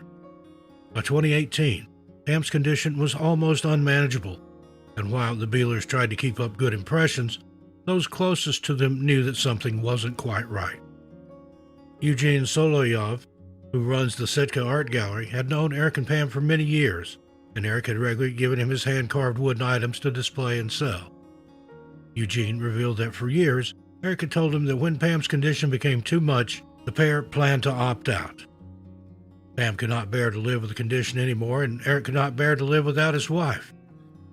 September 12, 2018, was the last time that Eric and Pam Bealer were ever seen alive. The two left their home and headed for their summer cabin on the outer coast of Jacobi Island, close to Pelican Bay. Weeks went by without any contact from the couple. Neither Eric nor Pam had made the trip into town to gather supplies, and Eric had not visited the Sitka Gallery to deliver more intricate hand carvings. It wasn't unusual for the two to be unheard of for weeks, but as a month since their last contact was slowly approaching, two friends decided to check on the couple. On October 10, 2018, two concerned friends made the journey to the Bealers' isolated cabin, only to be met by a note. The cabin had been completely abandoned, and the note taped to the front door read, "To the world and all concerned, this is to officially notify you that Eric and Pam Bealer, of their own choice and own free will, have opted out. We have gone to some effort to hide our bodies, as we do not want them found. Please do not waste time and money looking. It would serve no purpose. We are gone. Leave us to our peace. Yes, we have taken the dog with us, and we set the chickens free." Their belongings had been neatly boxed up, and there were a series of letters addressed to various friends and family members. Eric and Pam had also left behind handwritten wills asking those who had discovered the abandoned cabin to donate Eric's art to the gallery. They also requested that the proceeds from the sale of their property and anything inside should be donated to the Sitka Conservation Society. Friends and family members were devastated by the news, understandably, and the Alaskan State Troopers opened an investigation. In the few months before their disappearance, Eric and Pam had spoken to a financial advisor about their wills, and the advisor told the troopers that there was no indication of what was to come. Eugene, the owner of the gallery, had attempted to talk to Eric multiple times, and some articles mentioned that Eric and Pam's family members were possibly aware of Eric's plans.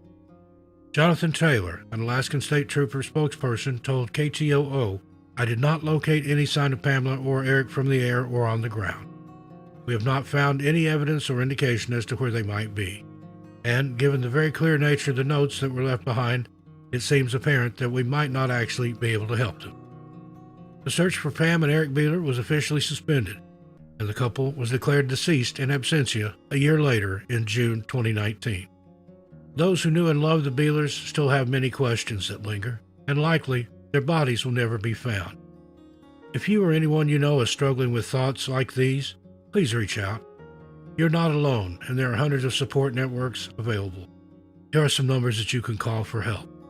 In the U.S., 1-800-273-8255. In the UK, 116-123 or 999. In New Zealand, 1737. Mexico, 55-5259-8121. Ireland, 116-123. France, 3114. Germany, 112. Canada, 1-833-456-4566. And in Australia, 131114. You are loved and cared about. Number 4, Fred Frowens. 49-year-old Fred Frowens was last seen at the Timberline Lodge on March 2, 2003 at around 10 a.m. Fred had planned to go snowshoeing to Hogsback on Mount Hood, a ridge that sits at an elevation of around 10,400 to 11,000 feet in the state of Oregon. His wife, Marion, and his 2 children were waiting for him, and before he left, he told his wife that he would be back at the parking lot by 5 p.m., and that if he wasn't there, she could assume that something had gone terribly wrong. Fred's last words served as an eerie prediction of what was to come. As 5 p.m. came around and there was no sign of Fred in the parking lot, Marion began to panic. With snow raining down from the skies and temperatures plummeting, she knew she had to act fast. The Clackamas County, Oregon Sheriff's Department was called in and the search for Fred began. By the next morning, over 50 search and rescue and law enforcement personnel had arrived to help search for Fred. An article for the Oregonian notes that the searchers moved through the wilderness, blowing whistles and air horns and following shoe prints. Witnesses were interviewed who placed Fred on Mount Hood sometime on the afternoon he disappeared. Searchers battled with the harsh conditions to keep on searching, and the National Guard's air ambulance was forced to call off their search after the weather became too severe. As snowstorms moved in and out of the area, searchers went back into the wilderness hoping to find any sign of Fred, but there was nothing there. By March 27, 2003, the Clackamas County Sheriff's Office had officially called off the search, telling the Associated Press, "We have determined that the likelihood of his survivability is down to nothing, and for us to send those people out in these conditions would only put them in harm's way. The snow is coming down at approximately 4 inches an hour, the avalanche danger is extreme, there are whiteout conditions at about 5,000 feet, and my resource groups are exhausted." Fred's family were understandably devastated when the search was called off and would tell investigators that while Fred was an experienced mountaineer, he had little to no winter experience. Also, on the day that Fred disappeared, he had declined to take his phone or an MLU, which is a mountain locator unit, which transmits a signal should the hiker become lost. Marion said, "He would rather get somewhere on foot than travel by any sort of machine because he likes the independence of it and to be where other people aren't. He doesn't like using electronics or equipment." Authorities believe that if Fred had been carrying an MLU or PLB, he would have likely been found within hours of him going missing.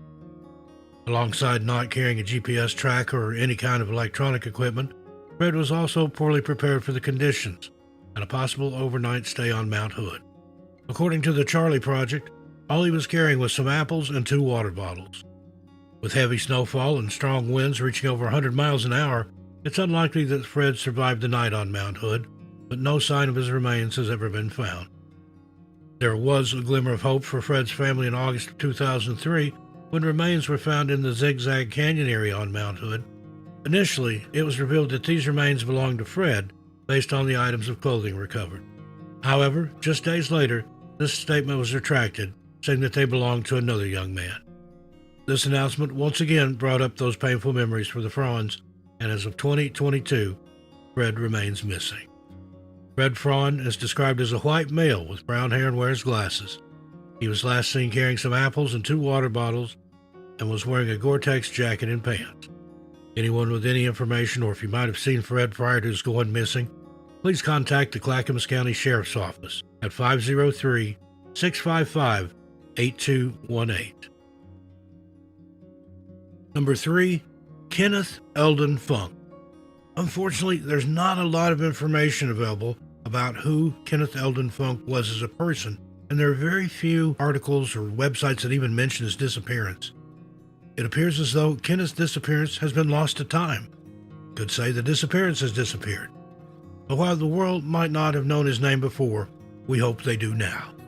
57-year-old Kenneth Eldon Funk worked as a slot machine technician at the Sunset Station Hotel in Henderson, Nevada. Kenneth was married and the couple had 3 children, and from the information given, it appears as though they were a normal, happy family. On June 19, 2004, Kenneth, his wife, and the family ventured down to Lake Mead, situated just outside the confines of the Las Vegas City Lights. What should have been a day filled with family fun quickly turned into a nightmare. As the family were boating on the water, a large wave struck the boat, sending Kenneth's wife overboard. At the time of the incident, she was not wearing a life jacket, so Kenneth grabbed one and jumped into the lake after to try and save her. Unfortunately, Kenneth had severely underestimated the power of the waters below, and both he and his wife were split up from their boat within minutes. With a strong gust pushing the boat further out in the water, all the pair could do was tread water and wait to be saved. After 40 minutes had passed, Kenneth told his wife to let go. This was the last time Kenneth was ever seen again.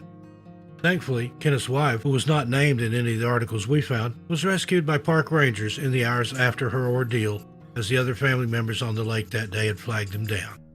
By the time she was rescued and park rangers began looking for Kenneth, he was simply gone. Authorities believe, naturally, that he may have drowned, but the circumstances surrounding Kenneth's disappearance just don't quite make sense. We don't know why Kenneth told his wife to let go when help was just around the corner. Kenneth Eldon Funk is described as a white male with brown hair and brown eyes, standing approximately 5 foot 11 inches tall and weighing 210 pounds. He was last seen wearing a swimsuit, and anyone with any information, or if you may have seen Kenneth on that day, you're asked to please contact the Las Vegas Metropolitan Police Department at 702-828-3111 and reference case number 120-223-2179. Number 2, David Bird Thompson. David Bird Thompson lived a wild and varied life. In 1969, he left his home in Hopkins, Minnesota, and went to Vietnam as a United Press International correspondent. According to the website Find Dave, which was created by his youngest brother, David suffered an accident sometime in 1962 or 1964, which left him with a shortened left leg, a shortened left arm, and a shattered left shoulder. These injuries saw him classified as disabled. However, the Army still allowed David to sign up under the order that he would only be placed into a combat role if it was absolutely necessary. David had always had a keen interest in journalism, and after the war was over, he lived in various European countries, all while continuing to write. In 1979, Dave's book, In the Shining Mountains, was published, but before he could enjoy any of the success that came with it, he disappeared. According to his younger brother, Dave had been struggling with his mental health in the lead-up to his disappearance. His family reported that he had been suffering from depression, along with mild delusions following the loss of his older brother, Mike. His family were deeply concerned for David, but before he could receive any help, it was already too late. According to reports, David was last seen on Highway 7 and Williston Road in Minnetonka, Minnesota, on July 1, 1979. Since then, David has not made contact with his family, and they are still desperately searching for answers. In his blog, Dave's younger brother Peter details how it wasn't unusual for him to go off camping for a while, but when months had passed without any contact, they knew something was horribly wrong. David had been experiencing bizarre delusions, and his family began calling around hospitals and even mental health institutions, wondering whether he had been admitted. Unfortunately, these calls yielded no results, and at one point, David's younger brother even called up with an elaborate Social Security plan to see if David had used his number or had another registered address elsewhere. David's family have never stopped looking for him, as evidenced in the blogs and website posts written by his family members. Numerous psychics have even been contacted over the years, with Dave's family desperate to find any trace of him. What is interesting to note that Dave left behind his second book, The Solar Kid, which was only 3/4 finished. But why would he leave his almost finished book behind? Some have speculated that David may have even wanted to live like the character from his first book, In the Shining Mountains. The Charlie Project summarized the book as being about a man who seeks to live like an old-fashioned mountain man, but finds his dream intruded upon by modern society. So, did David want to live off the grid and away from the struggles and pressures of modern life? Or did something happen to him while he was hitchhiking? We still don't know where David was headed when he was hitchhiking, and over the years there have been precious few viable leads to follow. At one point, David's younger brother Peter began conducting his own investigation, which is chronicled in his blog posts. His family also began to look at John Does in the area and all across the U.S., but so far, no leads have ever come of this. In the final part of his blog, Peter wrote, "In June 2014, I started this website. I'm putting everything I know about Dave's disappearance on it. I hope soon to have a crowdfunding sourcing site to increase the amount of the reward money. The reward would go to the first person to find Dave Thompson. I'm not seeking justice anymore, just closure. David Bird Johnson is described as a white male with brown hair and blue eyes, standing approximately 5 foot 9 inches tall, and weighed between 175 and 185 pounds when he went missing.